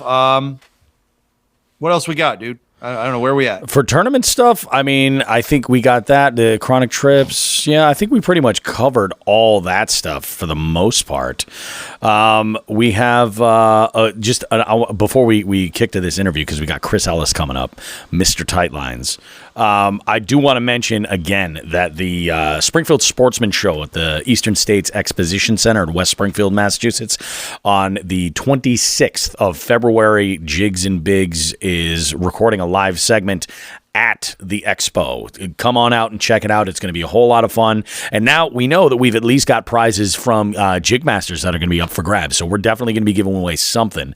And it'll be pretty awesome. In fact, if you didn't have an opportunity to get out to the 100th show that was just last weekend, this is a great opportunity for you to come out because we're actually using some of the remaining swag bags that we have at this to select our new team. So make sure you come on down. It is, I forget how much the price of the ticket is. There's no advance tickets for the Sportsman Show. Everything is day of at the door. So come on out. It'll be a great time. It's going to be a whole lot of fun. Saturday evening, we're doing our live recording, and come to live recording. You're gonna leave with some swag from Reaction Tackle and from Jig Masters and the rest of our other virtual vendors that helped out as well, because it was pretty awesome. Good stuff. Awesome. Yeah. I have one last thing to say, and I just had a realization. Oh, okay. Yeah, you know what? I was actually in touch with Paul Roberts a couple days ago. Yes. We were bullshitting because our paths may cross this summer. We're trying to work something out. One of us will be in the vicinity of the other, and I want to get out fishing with Paul, and he wants the same. So Paul had John Ferreira. Or no, Paul had, I'm sorry, God damn it. Paul had Nate Shagnon and Ken Wood. Yep. And Ted Douglas. Ted Douglas on from Three Bells, reviewing the Kissimmee well, should we call it the Kissimmee incidents? Because yes, that's perfect. They caught some fish, but there was some shit along the side that just lent itself to some fun. So check out that latest episode of Bass and Brews. Check that out. Those guys were on there. It was a blast. We did listen to that again. I was talking to Paul, and you know what I just realized? It's really a dick thing, and I might as well. What's that? Go ahead. I just said like two tournament anglers running a podcast, and then I realized John Ferrer and Ken Wood run a podcast. Yep. That was not aimed at them. That was an off the top fucking. I can't believe I said that. I'm like, oh, I just kind of insulted my fucking boss. Yeah, that's nice. Cut how that. My Sunday's going. Cut that. Yeah. Cut that. Yeah, Bobby, can we go back and cut that? You're like, no, we just fucking recorded that. But that being said, check out the breakdown if you're a competitive angler, especially in the New England area. I listen to John and Ken. They like fighting with each other, so the entertainment value is there for that. There you go. Cool. and that being said, John and Ken win on the biggest stages, so their angling prowess is there, and they've got a lot of information. So check them out. I love it. My bad. That's awesome. That's awesome. Guys, we are going to take a short break. We're going to hear from one of our amazing partners. And when we get back, I got Mr. Tightlines himself. We're talking. We're getting down with all the details about Mr. Tightlines. And you may know him also as Kris Ellis. Yeah, the designer of Bruce Gillis. We've got him here. Guys, we will see you in a minute. Jigs and Bigs is proud to announce we're being supported by Old Glory Outdoors. They're a veteran-owned company that carries fishing and hunting gear. Plus, they're highly active in supporting veteran organizations and charities. Old Glory is an authorized dealer of favorite rods, FX rods, Guggen baits, X-Zone lures, Sixth Sense, and many more. There's a brick-and-mortar store located in East Brookfield, Massachusetts, but you can also order online at oldgloryoutdoors.com. They ship anywhere in the lower 48 states or order online and pick up at the store. When you order, use the promo code Jigs and Bigs, and you'll save 10% off your complete order. Plus, you'll help support the show. Make sure to check out the apparel line called OGO Gear while you're there. Old Glory Outdoors believes in the slogan "Start 'em young" to keep kids away from screens and enjoying nature. They've got a full array of live bait too. Check out oldgloryoutdoors.com and use the promo code Jigs and Bigs. Save some money and gear up now. Hey guys, I often get a lot of really good feedback about my beard. Lots of times people actually will ask about what I use for beard care products too. For a long time, it was nothing other than a brush. But things have changed and my beard is styled better and much healthier than it's ever been before. The main reason for this is that I started using beard care products from livebearded.com. Right now, I'm using Live Bearded's beard wash, the conditioner, oil, and the beard butter. I'm also using their bar soap too. In matching scents, I should add. The products are 100% natural, and they don't leave your beard feeling weighted down or crusty. I've discovered livebearded.com on Instagram and ordered their sample pack of 6 different scents to figure out which one I like the best. I really enjoy the Gunslinger and American scents most. I've been using the sample kit, and I really enjoy it, and I've upped it and gotten a full lineup of all their products in the scents that I like. I realized the level of quality that wasn't there in other products that I've tried before. It really did make a huge difference. So I've got a special offer for you. Visit livebearded.com and use my code ROASTBEEF, all one word with no spaces, and you'll receive a 10% discount on your order at checkout. Try the sampler kit for just $10 or go all out and get the full lineup of great products. There's kits available too, and they're great for gifts. And you can even sign up for a subscription. Save a little bit of money, and you'll also find that you won't run out of your favorite beard care products. Check out livebearded.com right now and use the promo code ROASTBEEF to save some cash and look like the epic beardsman you are.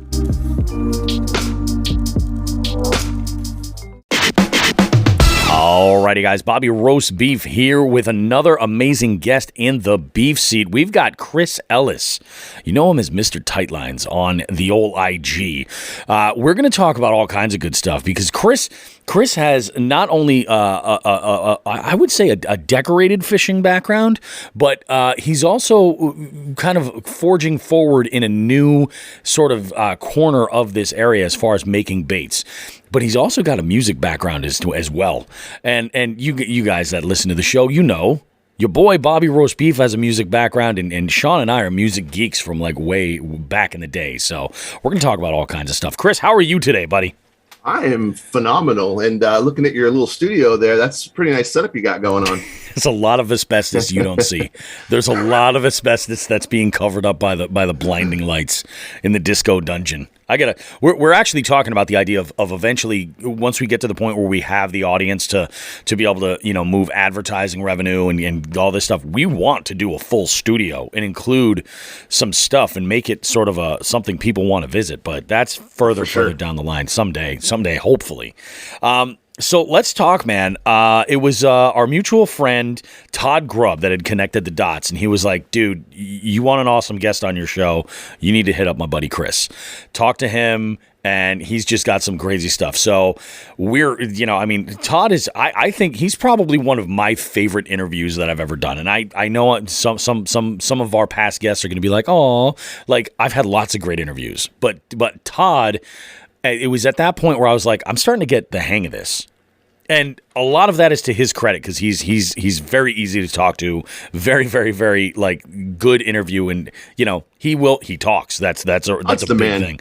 Yeah, absolutely. So he put this whole thing together. So shout out to you, Todd. Talk to me, Kris, about like how did fishing kind of instill itself in your life? Where did you discover it? At what point in your life did you discover it? How did it become a part of your life? And bring me along the journey to like where we got to present day, Mr. Tightlines. Well, that is it's going to take a couple minutes. Take your time. So let's see here. We'll start with the adolescent young Kris Ellis. My father taught me all about trout fishing, rivers and banks, and you got to be quiet. Walk down the bank, you're going to scare the fish. And, I'm a loud guy as it is. Anybody that knows me knows I'm loud, outspoken, opinionated, etc. Yep. So, I try my best to be quiet. And, when you catch them, you got to handle them gently. You got to be careful, especially if you're going to release them. Yep. My dad loved to eat them. So I catch my limit, he catch his, and him and my mom would, they would eat fish for the night. I never ate fish, freshwater fish. I like, cod, haddock, saltfish. Great. I cannot get into freshwater fish. So, here I am, this loud, big guy trying to love trout fishing. And I did. I really loved. I loved the act of baiting your hook and getting it out there and tricking a fish. And he'd take me some nice places. I catch some really nice fish. So, and then I became a teenager. Yep. And at that point, it was girls, drugs, clubs, electronic music in that order. There was not, I didn't care about fishing at all at that point. And at that point, I was starting to get a real appreciation for life. Like, why am I hooking this fish? I'm not eating it. Why am I torturing this fish? It's really, that's just old me. Yep. So fast forward again from that. So I stopped fishing. Okay. Now I'm in my 30s. My dad, he got COPD. He would smoke 2 to 3 packs of cigarettes a day. Oh, yeah. And for about 6 years, he died slowly in my home. The only way I can really put it. Oh, man. Anybody that's dealing with this or deals with a situation like this, you're nodding your head. You understand exactly what I went through. And my mother, the last 2 to 3 years of it, he needed 24-hour care. So like if it snowed, I had to remove the snow. I had to go to work and then make sure I got home for the day and take care of my dad. It was a 24-hour deal. Yeah. And it really put a strain on the family. And I'll never forget the day he died. Just real quick, I'm going to touch this. The moment he died, I didn't even know, but I felt like this warmth go from the top of my head all the way, fill my body right to the tip of my toes. And I'll never forget that day. And I got to the hospital and my mom hugged me and she said he went, and I knew it. I like felt it. But anyways, I digress. Wow. So he dies and I go home that day. It was raining. He loved the rain and it hadn't rained for like weeks. So it was raining on that day. I grabbed my rod and I went to the river right up the street here in Barnstead, New Hampshire, where we would always catch stock trout. He just loved to catch them and eat them, and he had fun with the process. But I went out there, I made a cast, and it was on that day where I was like, man, I kind of want to get back into fishing. So fast forward one more time here, about 3 months after my dad died. At this point, like I told you, we had 24-hour care. I wasn't able to go out and live my life. Yeah. I couldn't go have fun because I had to go home and make sure at any point the ambulance could come. Yeah. I had to make sure the generator was running, the snow was out of there, his air conditioner was going, whatever it may be. Yep. When he died, it kind of freed us all up for lack of a better term. And I had someone invite me out on Squam Lake in the end of July. He said, hey, me and my buddy are going to go fishing. We're going to go bass fishing. You want to give it a shot? And I'm like, at that point, I got nothing to lose. And I had not been out in years and for myself, really. Mm-hmm. So I went out on Squam on July 24th. Okay. Yep. This was 6 years ago this July. Okay. I've only been bass fishing for 6 years. Yeah. So we go out. It ended up being 90-something degrees, sunny, slick, calm. I was throwing this Yamamoto double-tail grub thing. Yep. All day. Oh, yeah. I ended up catching 13 fish. Before we started here, they're out there. They put the radio on. They're loud. They're hooting and hollering. They're throwing these things that are going on the water like blah, blah, blah, blah, blah, on the top of the water, buzz baits. At the time, I didn't know what the heck it was. Yeah. And I'm just looking at these two. And remember, I'm a trout fisherman. Yeah. So I'm looking at these two like, what the hell are you guys doing? You know, you're making all this noise. And they're like, you don't understand. Bass love it. Bass love the noise. They love the commotion on top of the water, you know, things like that. I have a Panther Martin. I brought my spinner rod out. Yeah, of course. Do you know what a Panther Martin is? Oh, yeah. Okay. It'll slay trout, by the way. Oh, absolutely. Black body, yellow dots, gold spinner. Boom, there it is. But anyways, so I'm out there. I'm tossing that thing around. And I'm like, maybe I'll catch a bass on this. And, you know, they're catching them on the craw things. And I'll just never forget that moment when they caught a bass with all that commotion. And they're grabbing, they're handling it, holding it. It's out of the water for a while. And we all know bass are really hardy. They can take it. Yeah. Oh, absolutely. A bass can take a minute out of the water. Yep. So after that day, I'll never forget, it fit me. I'm a loud guy. I can handle these fish like crazy. And what do you do with bass? I mean, you know, some people in the winter, best time to go and eat a bass, you go in the winter, 2 pounds or whatever. You know, don't get anything over 2.5 pounds. That's my opinion. Other people have an opinion, etc. Sure. But I'm not out there to eat. You know, I'm out there to catch it and just enjoy the process of trying different baits and catch it. So July 24th, I was, for lack of a better term, hooked. I was hooked more than any human you could possibly imagine because I have an addictive ADHD personality. So once I like something, I like it. Yeah, it's a deep dive at that point. So I'll never forget, and I never forget when it comes to fish. Like I can tell you exactly what fish I caught, where, what I caught it on, how much it weighed, etc. Yep. So July 24th, Squam, and it just blew my mind. We went sun up to sundown, and I was emotional that day with how much fun and just the door that opened to back to nature, back to earth, back to enjoying fishing. Yeah. Something I had lost for 2 decades at this point. Oh, yeah. You know, I'm 34 or whatever. Yeah, I'll be 40 this year. And life starts at 40, man. It's good. Get ready. So August 8th, I went out. This is 2 weeks after July 24th, roughly. This is about 2 weeks after. And I'm just I couldn't get bass fishing out of my brain. Yeah. And I'm just like, you know what? I need to get something because I didn't want to bank fish. That's all I ever did with my dad. Yeah. And he always envied people when we went on opener day in New Hampshire. You have opener day for ponds and stuff, right? For trout fishing. So it's the last Saturday of April in New Hampshire. The trout ponds open up. And he would always envy the guys that are loading out kayaks or canoes or boats or whatever. And he'd never get one and go out. He'd never break off the shore. So first thing I wanted to do is I wanted to get off the bank. So I got this 10-foot Pelican Bass Raider. Are you familiar? Oh, it's a little plastic square boat. Yep. I put a deck in it immediately. I got a little foot pedal thing for the 55-pound trolling motor. And I went out and I start slaying fish. And I'm not saying this like egotistically, but like I'm slaying fish. And I'm just like, is this beginner's luck? The first year in 3 months, I'm still chasing this PB. 7 pounds, 3 ounces, largemouth. I caught it on a tube in like 6 foot of milfoily water. I don't even know what I was doing with the tube in that situation. And it was October 20th. Okay. Yep. Oh, wow. So in that same year, so this is just like 3 months after ever learning how to bass fish. Yeah. I catch a 7 pound, 3 ounce largemouth, and I have been chasing it ever since that day. I want to touch back on that again, but I have a feeling you're going to have a question that involves it. But basically, I'm going to say I want to break my PB on my own dang wooden swim bait. That's my goal. That's my number one goal now. So that's where I'm at, Bobby. You know, it's just bass fishing took over my life. I immediately started doing bass boat tournaments. I did them for about 3 years. Yep. There's some, I'm going to get some flack when I say this, but I'm going to be open about it. There is some interesting humans in the bass boat tournament world. There's some in the kayak one as well. Yep. But after 3 years of it, I found out, KBF and stuff had really started being prevalent. And I'm like, I really want to get myself a nice kayak and try this because I'm a co-angler in the big bass boat. I'm subject to wherever the angler wants to go, however they want to be. They might not even be my mentality, my mindset. And that happened a lot. Oh, I bet. Yeah.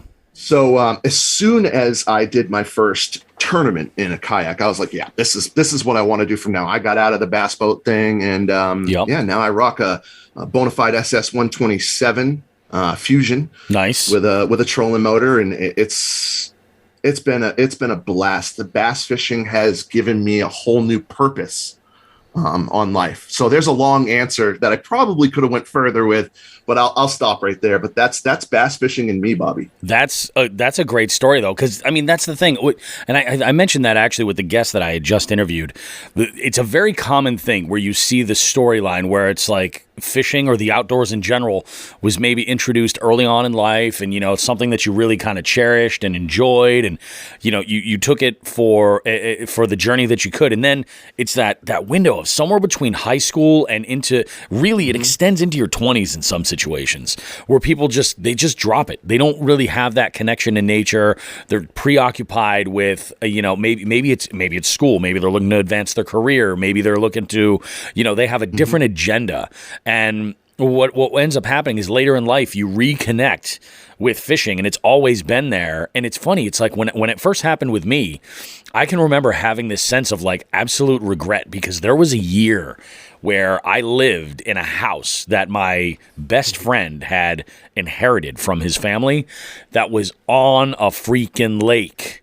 I listened to this podcast. God, you like, I've never felt such regret. And he and I, like, we hang out, so he does not fish. He's come out with me once or twice. And, since I first started, I've learned a few things, and it really has, like you had explained, like it digs its claws in, and then you're like, yeah, it's never letting go. You're like, this is my life now. We joke a lot where people talk about like, no, fishing's a lifestyle. No, it really is. Like, it's just really a part of it.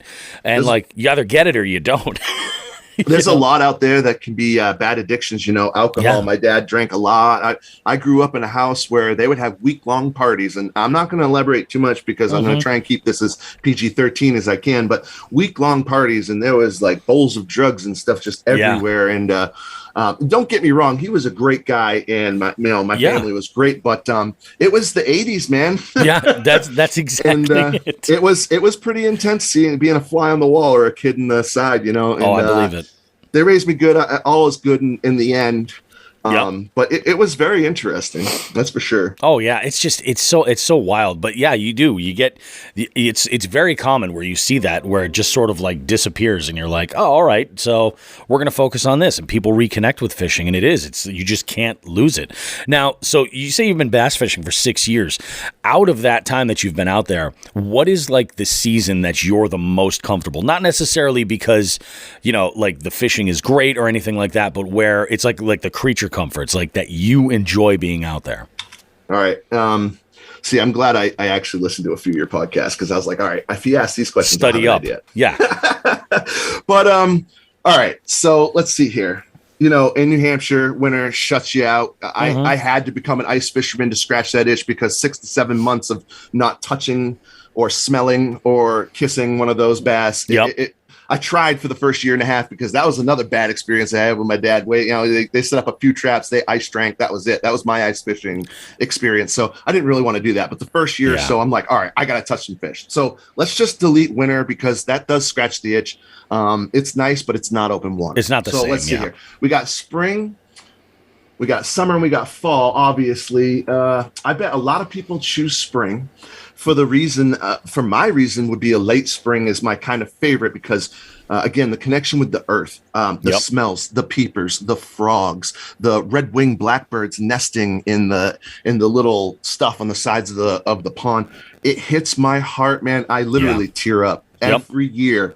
It makes me emotional. So that connection to earth is there, especially in spring. My father's favorite time was spring. That's when the trout were starting to get stocked. So I have a connection with spring, but I'm going to elaborate and say my favorite, most comfortable time is when I can be out there, t-shirt and shorts, go sundown to sun up, because I love nighttime bass, topwater, big bait. Yep. That's like, if I had to pinpoint my bass fishing experience and joy, it's there. And the sunsets and just the feeling of a nighttime, early summer, late summer, whatever, as long as it's nice, comfortable weather, I'm not really layering up. Yeah, exactly. That's when I want to be out there, man. Yep.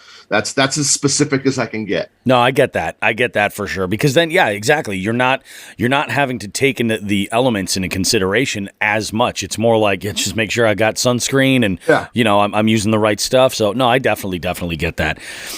I have a great summer story.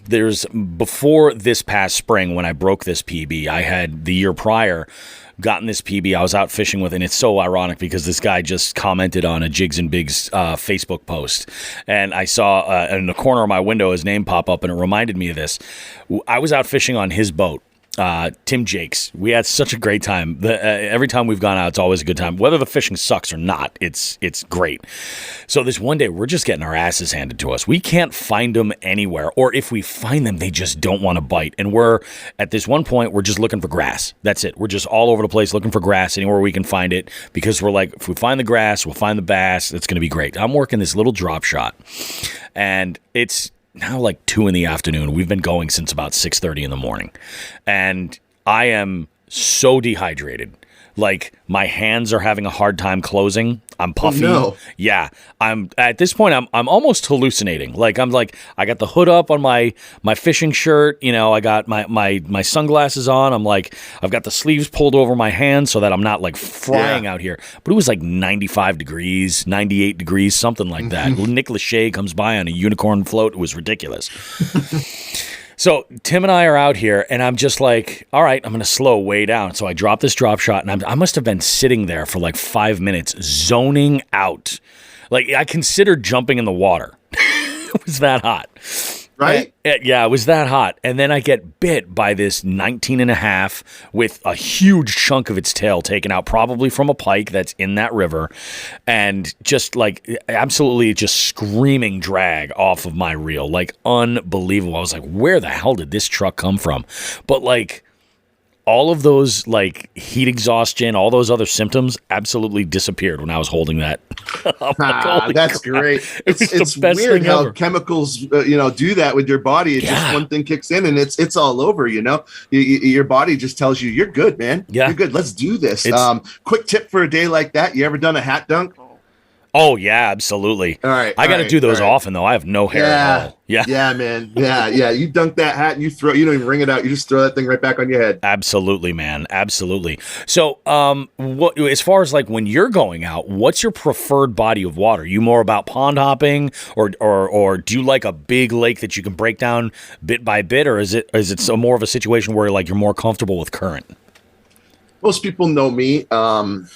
They know I don't really prefer current, mostly because I'm in a kayak that's not a pedal kayak. Yep. Though Bonafide does have a new released pedal kayak that I'm looking to possibly get into. But, get that Motor Guide XI3 kayak with the spot lock on there on the front of that Bonafide. Oh, it's nice. That changes everything. I haven't done that yet. I still have just a 30-pound Minn Kota on the back with an Amped Outdoors, 60 AH lithium battery. Yep. That thing never runs out. Get point to point, and I can bump it every now and then. But as far as current, once I'm in that current, I'm like at the whim of the current. So like when I went to Guntersville, that was very interesting. So let's eliminate current. And then it's hard, man, because I started in ponds and the thick stuff and like popping frogs around using weedless Texas Freak Senkos. And that's how I started for the first couple of years. Once I found out about swim baits, my life changed entirely. I want clear, rocky, quick change of depth.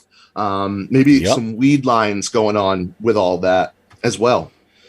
So I would have to say I really like breaking. The last couple of years, I've really liked breaking down bigger water sources. Especially with the motor, I can actually, get places. I can go 4.25 miles per hour. So I can get places on these bigger water sources. 300, 400, 500 acres is like mint. That's mint. That's like the money spot for me right there. Even Winnipesaukee now, I break that into little smaller water sources, and I've been successful on Winnie and had some fun. Yep. It's just a different beast. So I guess ultimately I'd say lakes, and it's funny. I would have never said that 2-3 years ago and beyond, but yeah, lakes. Yeah, lakes. It's crazy because like you adapt as you get more experience and things that you thought, that you necessarily prefer fishing. Like I have only recently started to really appreciate river systems. And, granted, like there's still times where I'm like, if I'm seeing the water moving, I'm looking for as slack water as I can find. But, it's one of those things where now it's like, You grow as an angler, and your ideas and your ideals that you sort of like create when you're just starting out, they really just adapt and modify based on the experiences that you have. It's really kind of nuts. You start to get these different thresholds too for like what you can tolerate. I used to avoid rivers like the plague. Absolutely would just avoid them. Mainly, it's hard to access a river from the bank. You're really limited. It is. It's, when you're bank fishing a river, you're super limited. You're like, okay, there's nothing here. I got to find something else. But when you put the work in, it can be amazing. I'm interested to see where you rate on this. I'm going to modify this question a little bit for you. I'm looking to know about what your confidence baits are. Like your top 3 confidence baits. But start out telling me what your top 3 confidence baits were maybe like 3 years ago, and then if they've changed it all to now. All right. So, yeah, good modification because you knew where I was going to go with that. Exactly. So some people, when they do swim bait fishing, they go balls to the walls, 110%. I'm just bringing out swim baits constantly. I'm not even going to bring conventional. You'll notice within the swim bait community and the swim bait world, it is like that. It really is. People will entirely drop conventional. And I guess this is the tournament angler in me. I think that can hinder them a little bit. So I'll tell you my top 3 conventional baits right now. And it's real easy, probably, I'd say. Let's see here. I should be able to cover everything.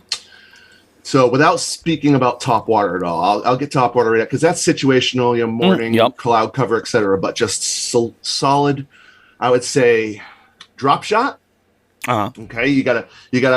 There's all different types of baits. I'm not gonna really say any because I'm probably gonna say the one that someone's like, oh no, don't tell them about that one. Of course, but little ones.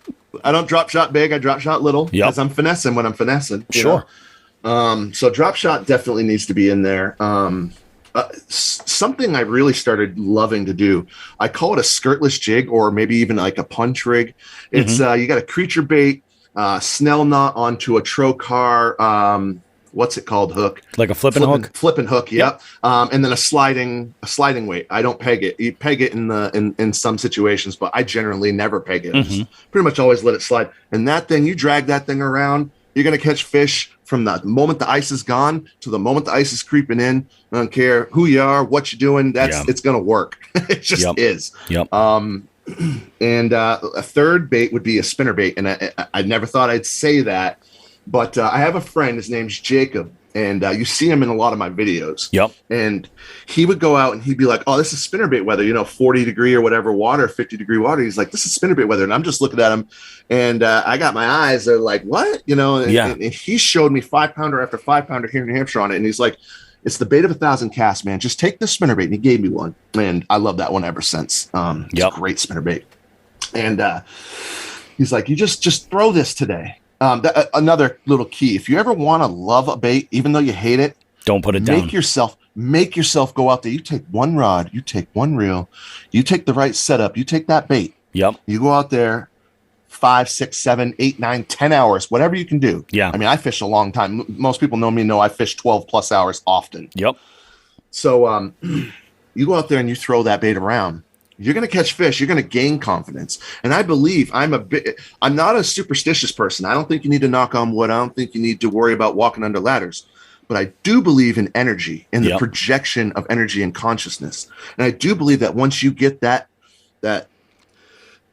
your confidence within that bait, it goes from your soul, from your body, from your energy, right down your arm, down the rod, down the line, right to that bait.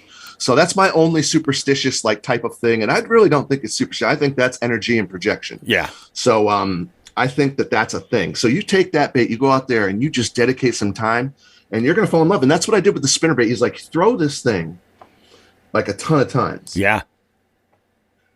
And you're going to catch fish. And I got a spinnerbait video where I threw it all spring. And I opened up the video with a 513, almost 6 pounds. Yeah. And another thing touching with the spinnerbait, and this is a very, seems very true. He was like, I don't run a trailer. I run a trailer hook. Yes. Some people will run a trailer and a trailer hook, but that's a big profile. I guess, deep summer, maybe that'd be a good idea. I don't really know. I just run them without the trailer at all and with a trailer hook. And so many bites come on that trailer hook, man. So many bites. Oh, hit yeah. That back hook. Yep. And I fell in love with the spinnerbait. So there you go. It's like I'd be drop shot, the pegged creature bait or unpegged creature bait and a spinnerbait. That would be my top 3. You had a second part to that question, which is also now it would be big baits. So as far as big baits, I really love a wake bait.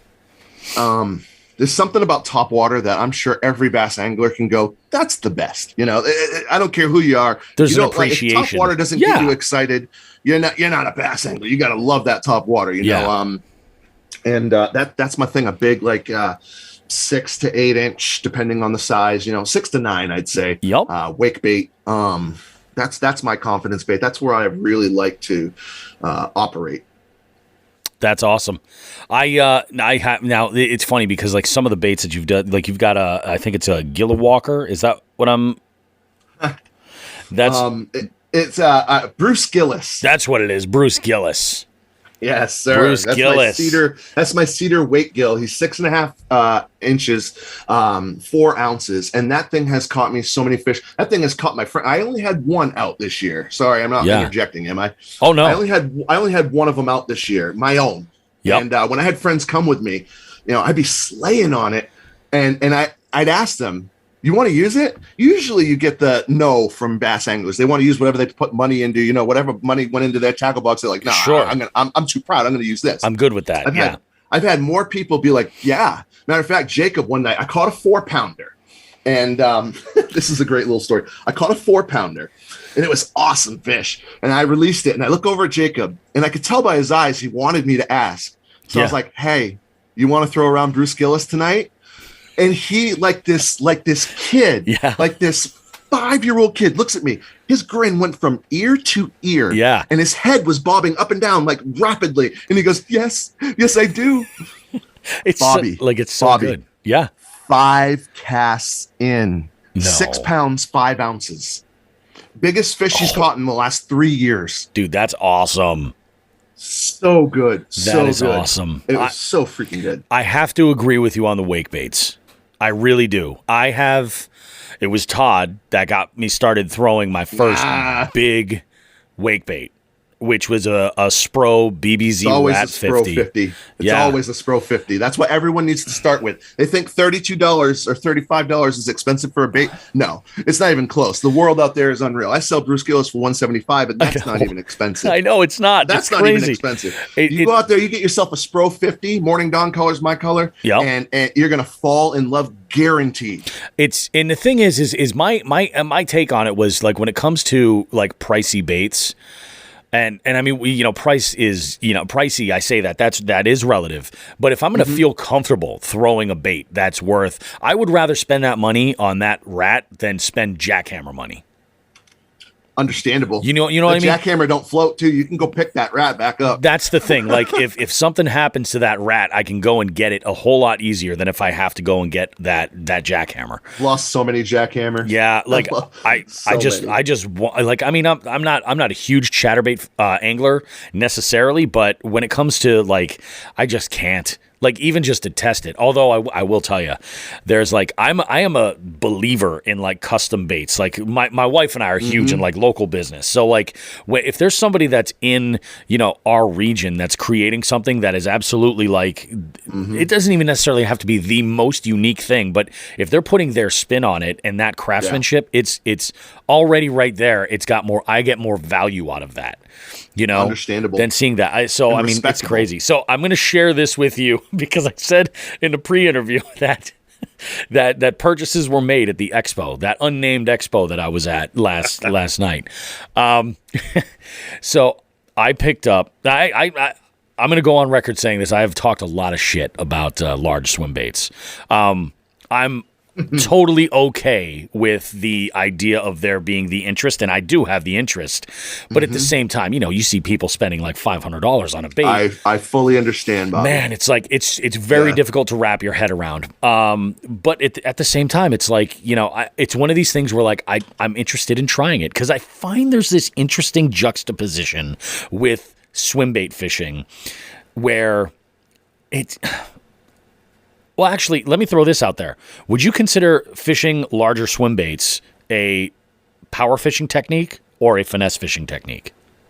Depends on how you're doing it. If you're top water and the water's cold, you gotta cast it out there, let it set for 2 to 5 seconds before you even think of moving it. Yep. And then you slowly crawl it a little. Yeah. Maybe you pause for another 2 seconds. That water's ultra cold. That's what you want to do. Yeah. That's what they want. They want that thing barely surviving. They don't want it in the summer. That's when you're power fishing. You're burning it more. Yeah. Yeah. And if you're cranking down, that's different. That's power. I'd say cranking. Yeah. If you're cranking swim baits, you're power fishing. I'm thinking of like the large glides, things like that. Like there's large glides. I don't know. I don't know as if I would call that power fishing because I consider power fishing like more of a speed fishing, a movement thing. Like finding the fish kind of deal. Gotcha. A glide can do that, but it's still the wide pause. And that's the part of me that makes me think that it's a finesse application because it's the ultimate in natural presentation, which brings me to this other thing that I've been famously like known to talk shit about is I'm always going to lean toward natural presentation first.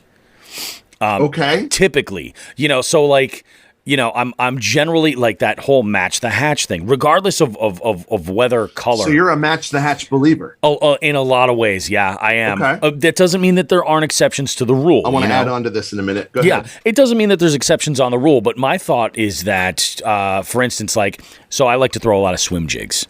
When I pull my swim jigs together, if I'm fishing clear or muddy water and I know that I'm fishing a pattern and a size that they feed on in this body of water, that's how they're going to see that forage in the water. It's going to match that. But when it's a, dirty water situation, maybe instead of throwing a swim jig, I might throw a chatterbait then to give the vibration, or a spinnerbait, to give something there, lipless or something along those lines. There's, there's obviously exceptions because you get there are certain things where they just watercolors, things lean in a certain way. They show up a little bit better. I've been experimenting with reds and purples in different kind of ways, and this has actually been going on for a long time. But there's certain characteristics of watercolor and clarity that I look for, and I'm immediately I gravitate toward those specific colors. But I'm curious what you have to add on there. Well, okay, so if you see, have you dug around many of my paint jobs on some of my baits? Yeah. Oh, absolutely. Did you notice how much of it is abstract? Like, definitely. I have a paint scheme I do on my Molagilla crawler that I started with. Yep. And I call it electro blurple. It's like this. Yes, I've seen. Dude, that's top gorgeous. Is black with yellow. Yeah, that thing doesn't look like anything. No. Looks like nothing. Yeah. So I'm going to give you a little thought here with wake baits in particular. Doesn't matter what it looks like. It matters what the bottom looks like. If you want to talk about color, it matters what the bottom of the bait looks like. Yeah. So there's Tactical Bassin said this once, and I full-heartedly feel this. You got lights, darks, and translucents. Yep. Lights can be yellows, whites, creams, etc. Darks can be dark purple, dark blue, dark black, dark brown. Dark translucents, green. Yeah, translucents, Whopper Plopper, they got the monkey butt. It's like a clear see-through with a little bit of color on top, right? So you got those three. If you nail all three of those categories, you've got all three of the things you need. Yeah. You don't necessarily need a yellow, a white, and a light blue. You just need one of them. Yeah, exactly. But this does play into the watercolor, et cetera, and the tea-stained or whatever. But if you're doing wake baits, I think it almost doesn't even matter at all. Yeah. Like, my stuff would get smacked up. 75% of the year, I was running it wood. Oh, wow. So totally unfinished. Yeah, I got so many pictures of my baits, and I got so many moments on YouTube just because the paint. Yeah. Well, when I paint my own baits, some people ask, "Is my paint going to fall off?" No, your paint's not going to fall off. When I do my own bait, I do it so fast, and I use this clear coat, this Illumi UV that was the company Illuminolite pulled it off the shelves. They said it's not working right, but I had it left over. But it in 45 minutes, I can go fish the bait. Exactly. So if I want to throw, that on, I know the paint's going to fly off, whatever. I throw it on. Yep. And then I go fish it, and it just turns to wood. After a while, I just stopped painting them. I just kept it wood. Yeah. This year, I'm going to actually take time, prep my bait, prime it, put 2 coats of BSI, and I'm going to do it, not BSI, KBS, sorry. But anyways, I really think, especially with wakes, it's in the motion and the sound. If it looks like it's alive, if it looks like it's alive and it sounds like it's in danger or struggling, and it looks like it's going to fit in their mouth, they're going to hit it. They're doing and Todd, Fish and Grubs, always says this, especially in the later months, just before ice in. He's like, they're looking for that one big warm meal. They want that one real big warm meal to stuff them for days. Yeah. They don't want to exert all that energy. They're either feeding up on a ton of little tiny things, or at night, then when they move up, they're looking for that one big meal. It's funny too, because when you're, especially with wake baits, people always talk about, and they ask the same thing. They're like, does the rat really work? I mean, is there like a rat pattern? I say the same thing with magic. It's like, it isn't so much that it looks like, because I mean, let's be honest, that rat looks like it was designed to be like in a gift shop somewhere of like a zoo or something. You know what I mean? It looks like a toy. Yeah, it's almost really cartoony in some ways. Yeah. I go, it's got nothing to do with the fact that it's a rat. What it has to do with, though, and I think you can only get a real appreciation of this is if you fish it from a kayak, but that sucker knocks like the IRS knocking on your front door. The sound on a Spro BBZ 50 is unmatched. It is unreal. The Bruce Gillis knock is phenomenal, but that's a wood knock. There's a resin combination. Bill Simontel told me about it once, and other people know that it's not just resin inside the knocking area, inside the area. But either way, there is a special knock that Spro 50 has, and it is loud. Yeah, it is. It's unbelievable. First time when I was on the kayak and I threw it, I was blown away. And it's amazing. So getting back to, like I said, there was a purchase made at this expo. I bought a swim bait rod, man. Oh, was it Omega Leviathan, or was it the Ghost Code F5? It's a Cashin. It's a Icon 710 heavy, moderate fast. And it's pretty badass. What brand? Cashin. What brand was that? Cashin. Cashion. I can't say I've even heard of it. Yeah, they're from North Carolina. They're a good company, a partner that we work with, Old Glory Outdoors. They carry them. I actually bought my father a spinning rod from them with a nice 13 fishing reel, and he had like the day of his life on Champlain when we went last September. But I was like, I'm throwing around this idea, and I got to meet those guys earlier. Three Bells Outfitters. They did some networking with them. Three Bells is great. Yeah, Three Bells is absolutely awesome, and they're another partner of our show. And so we had I had gone over and I was talking with Ryan Pogley, and he's like, I'm going to get you on the Ranger and we're going to throw big swim baits. You're going to see for yourself. And I told him, I said, let's talk combos. What do I need to put together? So we throw out some specs, and I'm like, I got a Corrado 300 that I think it'll do the job for the time being. Let's do it. So I decided to go and pull the plug. I'm like, go and make it happen. So yeah, I got a swim bait rod. So I'm going to dabble a little bit this summer, and we'll see what happens. I've got some tournaments coming up, and I'm not going to throw any of that stuff until I've got the confidence. But we're going to try and find that confidence, if nothing else. For sure. Well, what's nice about big swim baits, and a lot of people know this, is you get in your bag. Say you got a 5-fish bag. Yeah, and it's not that respectable, but it's a 5-fish bag. But you want to go look for the big ones. That's a good time to put on a swim bait. Yeah, when you got to upsize. I have moments where I just go out for fun. When I do tournaments, 99% of the time, I'm doing it to have fun.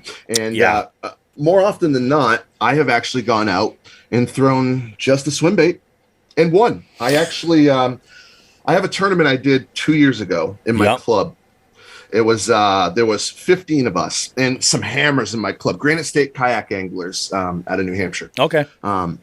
Some serious hammers in my club, and I had nothing to lose. It was the end of the year tournament. I got this on YouTube, and I went around and I threw a 9-inch all black MS Slammer, flat side. Okay. And I won. I won the dang thing. In the last 40 minutes, I got a 19-inch largemouth on it, and that completed my 5-fish bag. I had 6 bites all day. I missed what would have been my 5th. Yeah, I think it was a big fish. Yeah. But yeah, 40-something minutes left, and I won. And there was some guys out there using just worms and jigs. We got Ed. Sure. Ed, he is notorious in New Hampshire for being a killer angler. Yep. And he does a lot with jigs, and he actually pulled a 5-pounder near the end, and somehow I still beat him. But that's kidding. an exception to the rule. That's just me going out there having fun, and it worked. Yeah. I did it another time on Wilson Pond up in Maine. I threw the Spro 50. I did get 1 or 2 fish on a weighted wacky rig. By the way, weighted wacky rig. Oh my God. But I got the rest of the fish on the Spro 50, and I won with the Spro 50. And that was another situation where I had gotten so many bites that day on the Spro 50. It was great. Yeah. I can imagine. That's the thing. It's so funny. That's the one thing that I've certainly learned is that if nothing else, when I got into fishing, my background was always live bait. I'd always used live bait for everything. I was never using artificial bait for anything. That was fishing with my dad, fishing for trout, stuff like that. When I had gotten into it, my whole purpose was, okay, I forget what the box service was, but it was like Tackle Grab or Lucky Tackle Box or something like that, just so that I could fill my tackle box with stuff and learn techniques. So there's things that I'm always trying to branch out, and it's probably been about 2 years, maybe going on 3 years now. I have said, I kind of want to experiment a little bit with swim baits. What to the point where, like, even an underspin, like a small plastic or a finesse swim bait, I was avoiding that. And in the last couple of years, I started throwing underspins and using. My tech on an underspin is phenomenal. It's awesome, but I've gotten some really, really good bites. Last year, my goal was all about how to get more comfortable finding fish instead of going back to the exact same spot. Like, let's look at structure. This year, we brought in some electronics that have really kind of. You talking about Panoptics or what's up? No, nothing like that. I mean, traditional, 2D sonar. I got you. But it's definitely a game changer as far as like getting to know an area, and being able to kind of locate some fish, and it's freaking awesome. So I'm gonna toy around with it. We'll see what we can do. I might have to. I may pick up one of those Bruce Gillis's. I mean, just for the freaking name alone, that's a great name for a bait. I may be very friendly and send you one. That would be fantastic, my friend. You tell me the pattern, and I'll figure it out. All right? Yeah, absolutely. We'll talk after. Yeah. We'll talk after. Sounds good. So let's go ahead and jump on here. I'm curious about this because there's that old saying, and I love it when bait makers weigh in on this. There's that saying that fishing tackle catches more suckers, or catches more fishermen rather, than it catches fish. You mean like the look of a bait or something? The look of a bait, the theory behind it, hype. Yeah. Sometimes it's got more to do with like the advertising. In your opinion, what do you think is the most ridiculous fishing tackle trend that you've seen? The follow up to that is, have you used it and did it work? Fishing tackle trend. That's a curveball question, Bobby. It is a curveball. Good job, man. You definitely got me off guard on that one. What's a fishing tackle trend? Maybe I'm not trendy enough. Could you suggest some? So we have had in the past, some of the most popular answers have been like the banjo minnow, the helicopter lure. Never touched it. Yeah, things like that. Those are like the infomercial lures, stuff like that. Yeah, no, I can't say I've ever dabbled with anything like that. I've had people say before, like we've had people say, I don't understand the big swim baits. I think that's a thing. The top waters, like the lunker hunt stuff, the spider, the duck. Okay, so the duck is the Savage Gear duck, the suicide duck. It has some weird hook positions. So you have a tricky situation actually getting your hookup ratio up there. There's some mods people do to get it to work better, but it calls out fish, man. It's just a big duck whopper plopper, really. That'll do. Todd Grubbs, he actually likes the spider, and he didn't want to. He didn't want to like. I've heard that from some people. he's like, I hate this stupid thing. I'm gonna go, and he goes and catches what it was, a 4.5 or something right off the bat, and he's like, it works, but it falls apart wicked easy. A lot of that lunker hunt. Sorry, lunker hunt, I'm not a fan. Quality's just not there. Quality is not even close to there. It could be my opinion, it could just be my experience. Sure. Yeah. I've used their frogs, I've used a few different things, and I don't like it. For me, a hollow body frog is Live Target or KVD Sexy Frog. Sprinker frog, if the pads aren't too thick, is phenomenal. That's a good frog.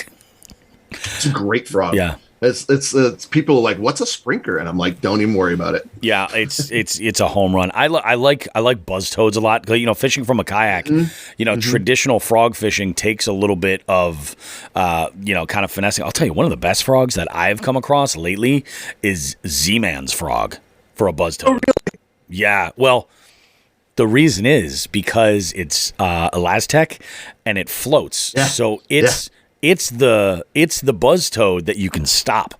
That's great. It doesn't fill up with water. Is it hollow body? Or? No. It's a plastic. It's a plastic buzz toad. But it floats. It's buoyant, so it'll stay, and you can work it. Okay. It's almost like a finesse buzz bait, but you can stop the sucker. It's just great. You ever seen the Demiki frog? What's it called? Air frog. Yep. It has little air pods on the sides. I didn't use it much because anytime I'm using a frog, I'm always the hollow body guy. I never got into the plastic ones. I try, but they all generally sink, which is funny what you're talking about here. It makes me want to actually go and try it because there's a time and a place where that sinking can be what gets it done. So I'll take like a 5/0 hook with a horny toad and zip that around, and then you get in between two little patches of pads, and you just pause for a second, and it drops down, and then start cranking it back up. And sometimes that slow sinking and then the ripping right back out is enough to trigger a great bite. Yeah, for sure. Yeah, for sure. Same thing with a soft plastic jerkbait type of thing. Oh, a soft jerkbait, ripping them through the weed. As soon as they come out the weed, it's all over, lights out. Yep.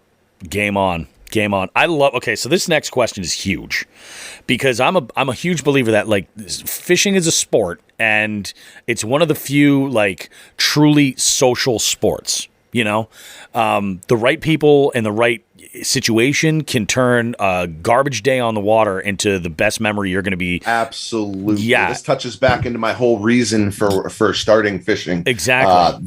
The community is unlike any other community out there. The football community or the basketball community ain't got nothing on fishing. Yeah, no, I think the fishing community as a whole is just absolutely amazing. So if you could, what are your top 3 people that you would love to fish with? They can be living, they can be dead, they could be famous, they could be people that you already fish with regularly, anything. This is an easy question. My dad. Yep. Yeah, for sure. My dad didn't get to see any. So he was also a commercial fisherman, mind you. Really? He had a boat sunk called the Gray Ghost. That's another story. You and me can get into that some other day. But sure. He had another boat sunk off the coast of Maine, I believe it was, and he was saved and all that. And then he got another boat. I forgot where I was going with that. What were we talking about? We're talking about top 3 people you can fish with. Yeah. So he never got to see any of my. So he died. I threw the thing. Months later, someone asked me to go bass fishing. He was the trout guy that was not against bass fishermen, but against like, oh, forget those bass fishermen, and he put his nose in the air because there is a divide with some hardcore trout and some hardcore bass. There is. They're like hardcore trout people are like, oh, forget bass fishermen, and hardcore bass fishermen are like, oh, these snobby trout fishermen. And I'm not that guy. I love everybody. It's fishing's fishing, but he never got to see any of it. I've one of his favorite shows, because he was bedridden for, like I said, 6 years. Oh, yeah. He'd watch a lot of TV, and New Hampshire Chronicle was one of his favorite shows. And I've actually been on New Hampshire Chronicle now because of fishing, and really? It kills me. Yeah, I'll show you the episode after. That's awesome. And it hurts my heart to the fullest that I can't just talk to him about it. You know? Yeah, I definitely little things like that. So my dad, honestly, would be 1, 2, and 3. Yeah. I can fire some people off, but it probably is not even going to, like, Scott Martin's pretty cool. I'd love to fish with him. Hell yeah. There's a few people I would definitely be able to rattle off, but every time, so I listened to a few of your podcasts, and I was like, oh, if you asked me that question, what am I going to say? I mean, I listened to a couple podcasts, and my dad is the only one I can think of. I can't even, Bobby. I can't even give you more. Yeah, I'm sorry. No. Don't apologize for that. That's a huge one. Now this one I'm really interested in here because. So first question is this: do you listen to music while you're fishing? Yes and no. Mostly no. Yeah. If the day is extremely slow, or extremely successful, those are the only two times. Gotcha. Anything in between that is, I'm thinking about it. I'm listening to nature. Again, it touches the whole. I got to have that connection with nature. I believe I know your second part of this question. I'll let you ask it. Go ahead. What is it that you listen to get hyped up on the way to go fishing? Okay, so. I was an electronic music DJ and producer for about 15 years. Electronic sounds are just, ever since the 80s, the movie Breakin'. I don't know if you ever saw that movie. Movie Breakin', that's a lot of electro in there, a lot of electronic music, man. That's old, early influences. I was out when the Atari was out. I was out when Nintendo Entertainment System first came out, all those 8-bit sounds and the bleep bloops and how they'd make them like a song out of it. Oh, it just got me going. So electronic music and me have just been like, two peas in a pod for life. So if I'm on my way to the water and I need to get hyped up, okay. Lately it's been neuro drum and bass. Okay. That's a heavier style drum and bass. Are you familiar with drum and bass? Yeah, a little bit. There's with electronic music, you have tons of genres. You got techno, house, all kinds of things. Dubstep, drum and bass, breakbeat. I actually I produced and was very successful within the breakbeat genre, which is pretty closely tied with drum and bass. But anyways, neuro drum and bass, if I'm trying to really pump myself up, the bass lines and then like stuff like that, just I'm getting goosebumps thinking about it. If I'm doing a long trip, liquid drum and bass. Oh, really? Now, okay, because liquid drum and bass is more flowy and floaty. You still got the 174 or whatever beats per minute. You're still going, it's still that driving beat. And it's funny, you had a podcast where you were talking about this exact same thing. And you still need that BPM to be in there, but you got a lighter version and you got a heavier version. Oh, definitely. And for me, it depends. If I got a 4-hour drive to a tournament or whatever, I'm a pop on a couple 2-hour liquid drum and bass mixes. Or break beats or whatever. That's my thing, man. I agree. And I think that I've been a DJ for 30 years, a completely different kind of DJ, an event guy. So it's a little bit of a different animal. But like even when I'm hosting trivia now, I use, and most players rarely pick up on it unless like there's a pause. Maybe I have an engagement with, a player who's asking me a question and I'm not on the mic talking, and they'll hear the subtle background music that's playing. And I select the songs, these instrumentals specifically, with a specific tempo so that I can stay on point as far as the flow of the game and keeping it timed out. And it's one of those things where people are like, I never noticed that you play music. I was like, it's been the same soundtrack for now going on 7 years. That's awesome. I'm like, it just hasn't changed because I like it. It fits what I do, and it just kind of keeps me on pace. And like I got like a dozen mix sets, drum and bass mix sets. This is like 3 in particular I could list right now. That first thing, as soon as I need to get pumped up, I'm putting this on. Oh yeah. So I can feel you. No, I think that's awesome, dude. As far as what's your most unusual talent, fishing related or otherwise? I wasn't. You've definitely done this for 30 years because you do those random questions that make you go, wow. Yeah, exactly. Odd talent. You made me think of one. It has nothing to do with fishing, Bobby. Yeah. So, you got a pen nearby? I think I do. With a pen cap. Oh, okay. Okay. So you take the pen cap off. You got these little nubs on them that kind of hold. If you put it in your pocket, on your shirt pocket, has that little thing that holds it in place. If you hold that pen cap with your fingers and you try and flick it off, I bet you $200 you can't do it. If I tried 200 times in a row, I could probably do it 4 times. Nope.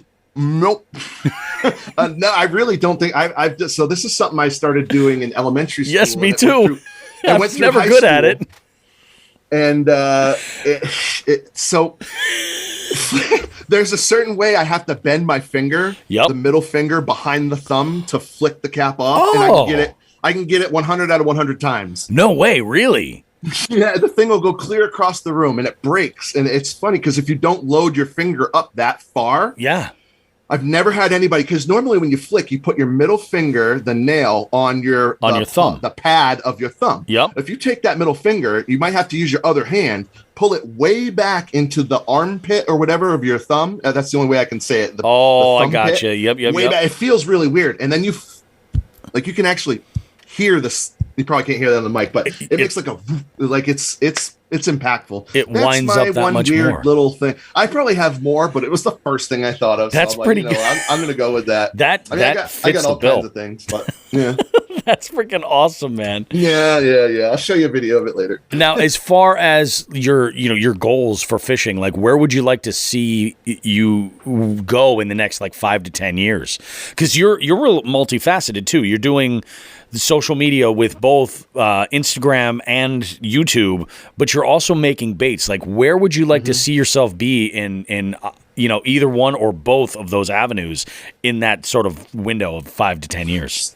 So I don't do Instagram much, actually. It's kind of comical. And I start to do a little more. I try to make posts, and I do more Facebook when it comes to the social stuff. But YouTube it's my tube.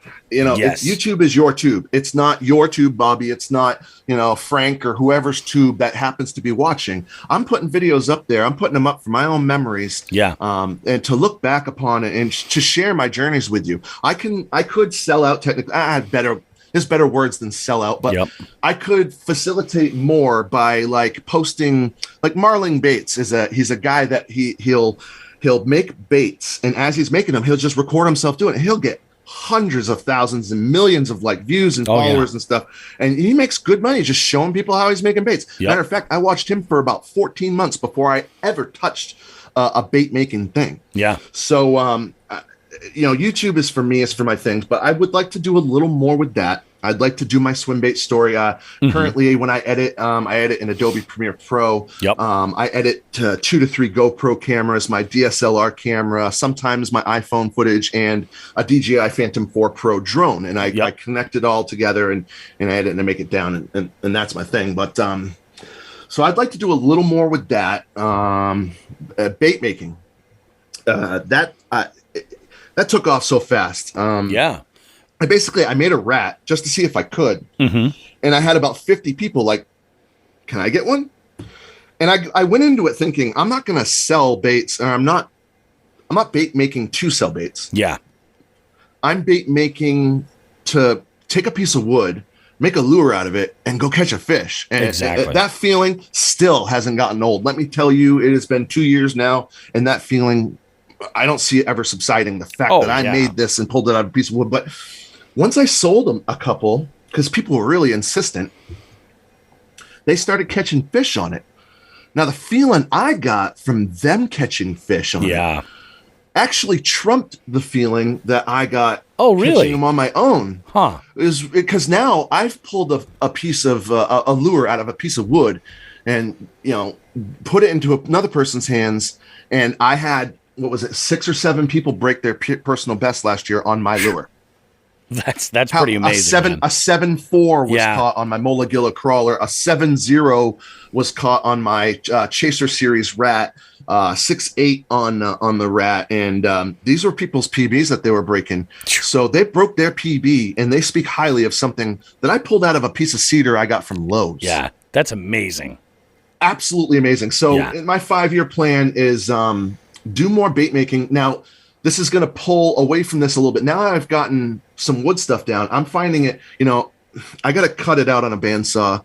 I got to shape the chamfer edges. I got to cut the joint. I have to put all the things together, etc. With a wood bait.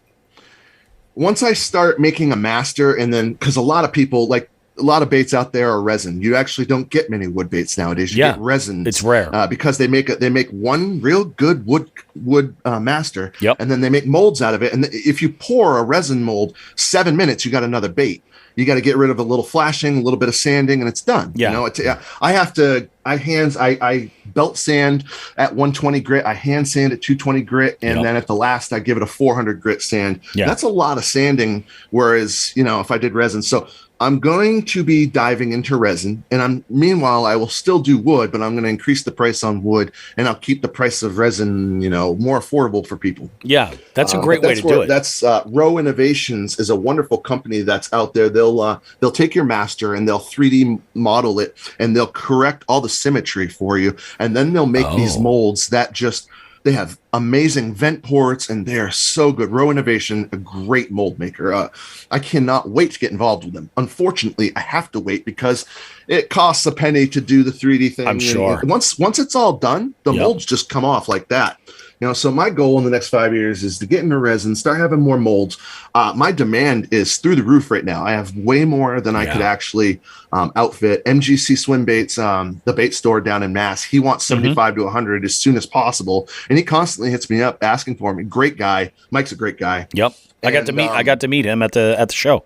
Great, wonderful guy. He's been very supportive, and he I feel bad because here I am making like 30, 40 baits at a time. It takes me 2 months. And every time I do a drop, he's like, great job, nice success. As soon as you can, I'd love to get some in the store. Exactly. And I'm just sitting here going, damn, I really wish I could pour some resin swim baits. So further my YouTube a little bit. Definitely. You know, I've run a cleaning business. My dad started it in 1983, and I never really wanted to.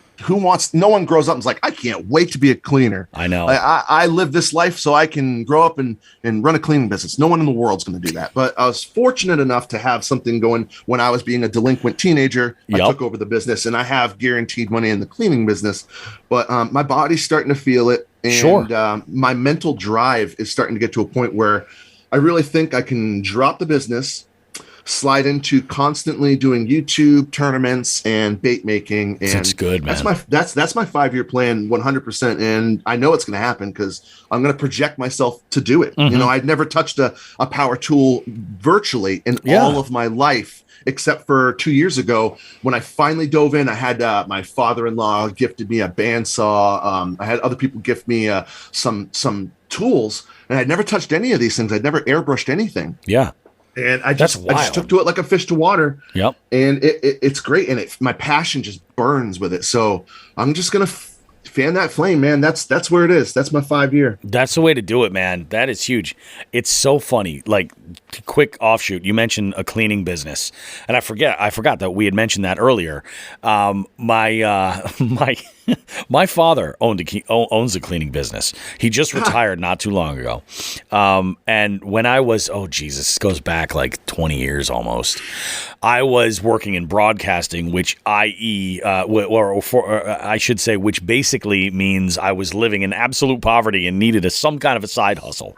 Right. I had stopped DJing, doing events in this window, just because I was fed up with weddings and events and stuff, and I was playing music. I play drums.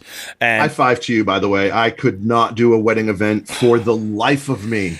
That's why I say it's a different animal. Like it is. Like, and I mean, as I've gotten older, I'm more into. But I'm like, when it comes to weddings, I'm trying to get my daughter to DJ the receptions, so I can focus on officiating and handling the ceremony and stuff. Yeah, exactly. Because that's where my strong suit is. You know.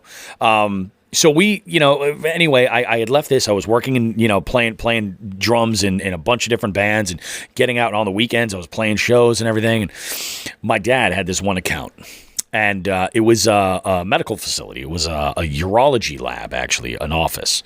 And it was small. I think they had like 4 exam rooms, a small lab area, a break room, and a waiting room. It was nothing crazy.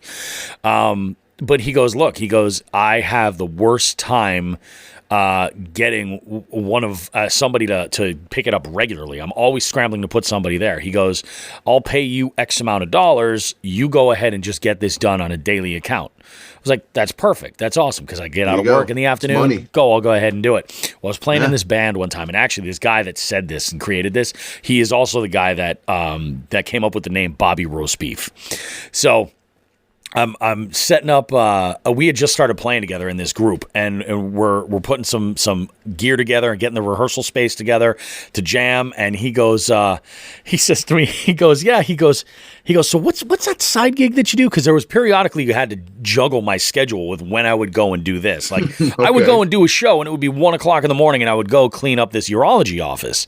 So he comes up with this joke, and he says to me, he goes, it's so crazy. You say like, I got to go and take care of urology. And he goes, in my mind, I get this mental image of you like lugging around buckets of piss and like dumping them. So it would just from there on out, he goes, we'd be talking about, we're going to carpool. We're going to play this show in this city. And, but I got to get back because, I got this to do and such and such. And he goes, then buckets of piss, you got that to do too. So Matt Silverstein, buckets of piss. Very nice. Oh my goodness. That is freaking phenomenal. Classic. Ridiculous. Oh my God. Yeah, man, it is. It's you're right. That's not a business where somebody's like, nobody in the world. Yeah. When you go to school, they're not prepping you to become a cleaner. There's no class where it's like, oh, you might do this job when you're older. So let me show you how to wipe piss out of a toilet, properly, using as least amount of paper towels as you can because you're trying to maximize. What's interesting is not only that element of it, like the data, but like they don't teach you how to like manage a company. You start that shit up. That would be useful. How do you manage a group of employees that go and handle whatever the job is? Like, but luckily it's just me and my wife. Oh wow, yeah, that's a good thing, I've had the ability to expand it. I've had people be like, "Oh, I'll buy another van for you," and you could, because business is good if you're doing things like cleaning or things that humans need done every day. Humans need food every day. You go into the food business, you're going to be probably okay. Certain things, you go into the medical field, you're going to be okay because unless you're not vaccinated. Let's not talk about that. There's always we won't talk about that. We won't go there. So, no one's like, I cannot wait until I grow up and I just fulfill this cleaning role that I'm bound and destined to do. Yeah, it's freaking crazy shit, dude. It is nuts. So I'm going to go ahead and skip ahead because the cornerstone of this show is all about fishing stories. Everybody's got some fishing stories. And what I'm looking for, Kris, from you is 2 of them. I need one that was like your most proud moment on the water. It could have been you teaching somebody a new technique, or it could be a PB. It could be a myriad of anything. So the moment that you're like most proud of on the water, and then the backup one to that, the other one, and any angler has probably the most difficult part about this is too many stories to share. But I'm looking for that kind of moment where it just all went to shit. So I fish more than your average fisherman. Yep. Most people know me. They're like, wow, what you're still going out there. And I think my job leads to the ability to go get out there more. So unfortunately, I don't know how good I'm going to be able to move around on this question because I have so many experiences. Oh yeah.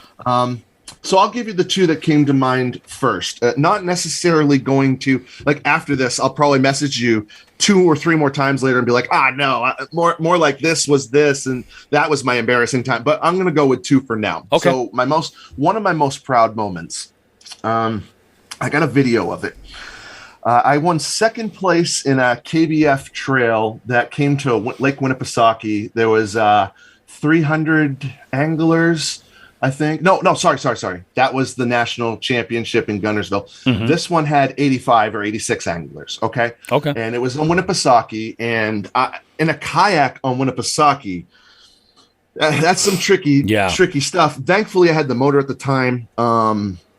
But I didn't really need it for where my spot was. But my point is, I'm fishing and I am freaking on them. Yeah. I am on these fish and I caught way more than my limit. I caught 5 people's limit that day, no problem. Whereas other people got blown out and like half the field didn't even catch 1 fish. Wow. Yeah. So I was in kayaks, you go by inches. Yep. So I think I was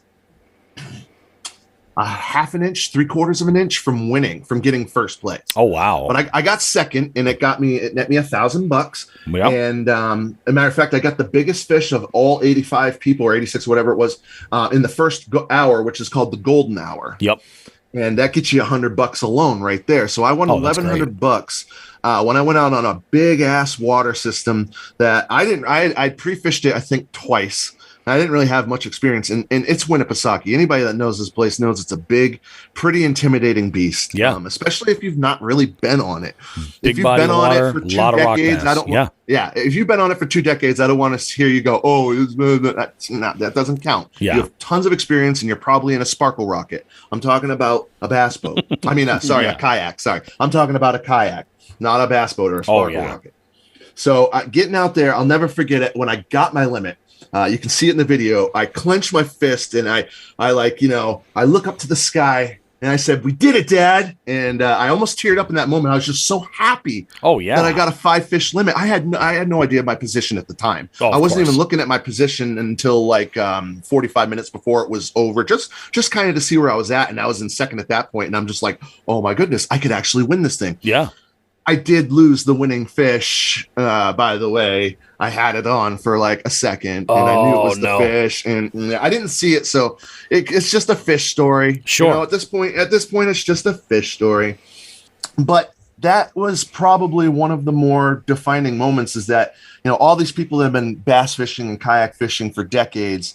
And I went in there and I made a statement. I'm not just some YouTuber. I prefer a head cam mount. And a lot of people, there's like this stitch where it's like, head cams are weird. You look weird with your head cam on. And but I tell you one thing, you look at someone's footage, someone fishing, 90% of them are using a chest camera. Yeah. You're watching and hearing the reel hitting the camera, and you're looking at a reel and a rod and a pole. I put a camera on my kayak at the back, so you can see a shoulder, like over the shoulder view. And then I do a head cam and I cut and splice in between the two. And I make it a show. I make it a good thing. I show you the lure that I use After Effects, and I'll make animations. Yep. And I make a thing out of it, and I put my heart into it. That's awesome. So to be able to come out, I'm not just some YouTuber. And Mr. Tightlines and Kris Ellis are 2 totally different people. Yep.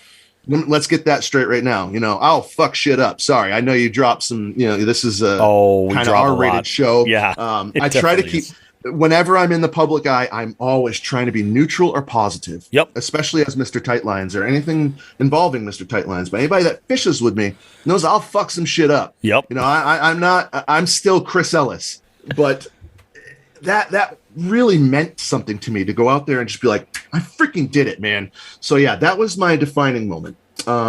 Let's see, a wah moment, a personal wah moment, or can it just be any experience I've had where it's like wah? I could take either one.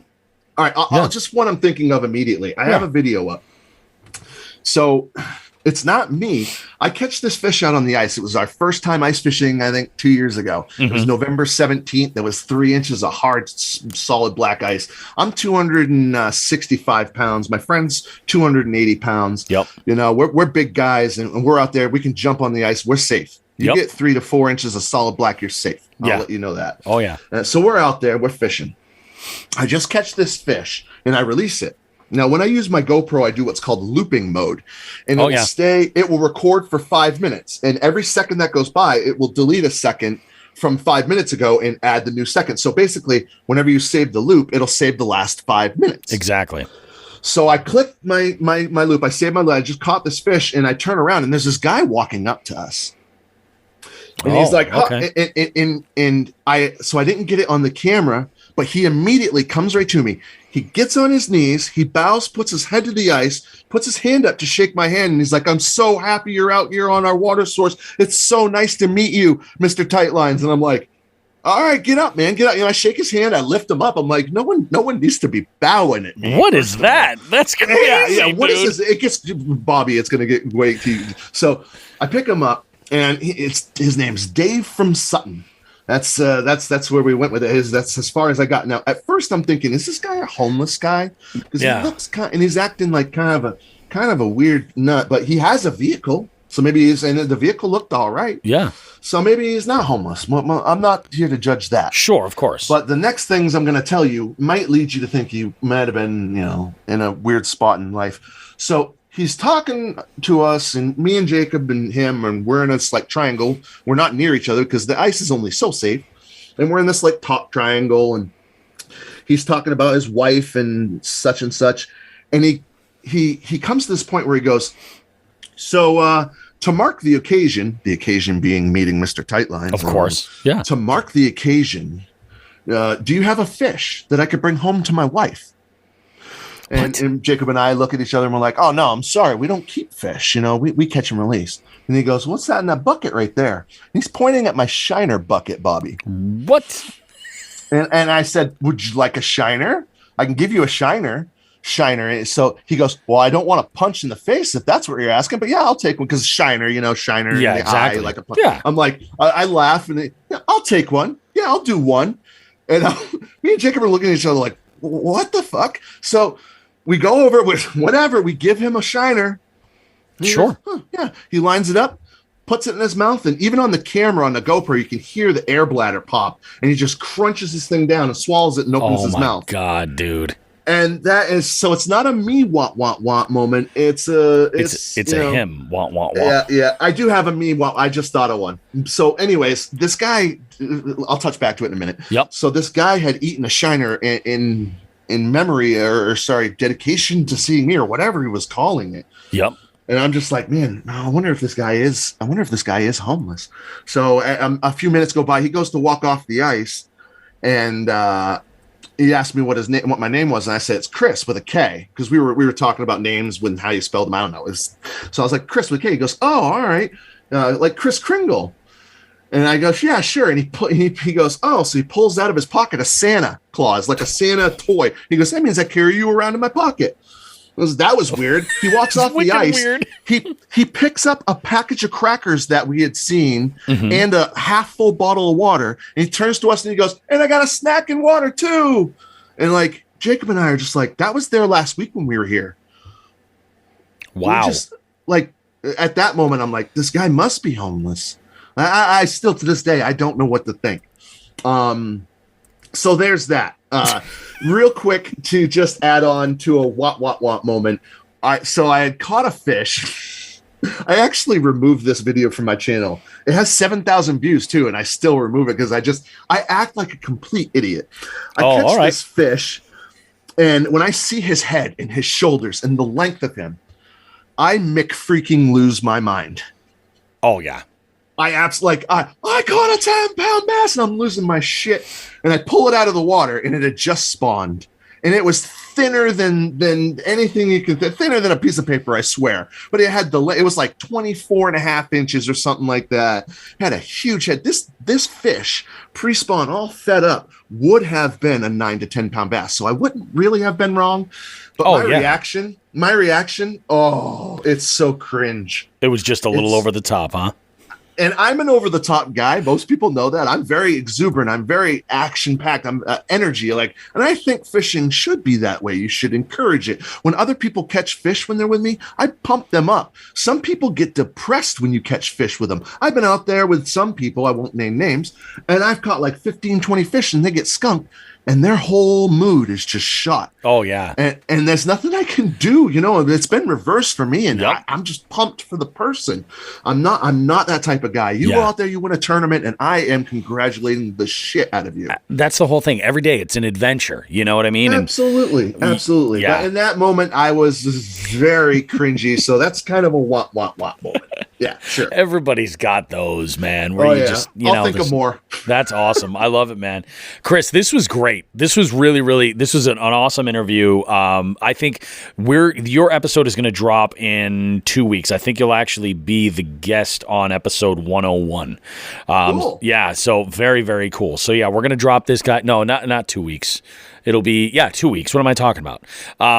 Man, this is a great interview. Like I said, I love all the interviews that I do. I love just the idea of getting to know other anglers. But this was another one that is up on that level. This is really fantastic, dude. I appreciate it. I had fun, Bobby. Thank you very much for having me on the show. I can, like most passionate bass anglers, we could do this all day. Yeah, that's exactly you it. And me could sit here and we could spitball back and forth. Yep. And who knows who would actually hang around for the 7 to 8 hours that we could do this straight. I know. We should. So it's been great. When we get some open water, we should make some plans to fish because we're both. I thought in New that was England. A given. Yeah, we gotta make that happen for sure.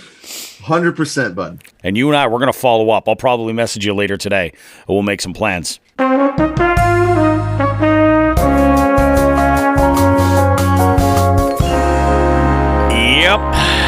Well, that's going to do it for Jigs and Bigs. I told you that episode of Kris was good.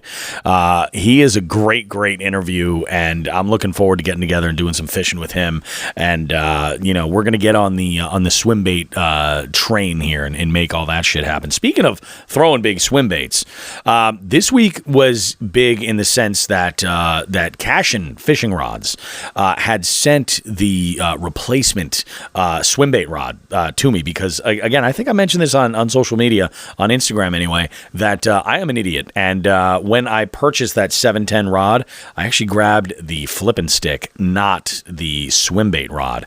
The flippin' stick, it's very similar to the swim bait rod, but it's only rated for baits up to 3 ounces. And your boy is throwing some significantly large ones there.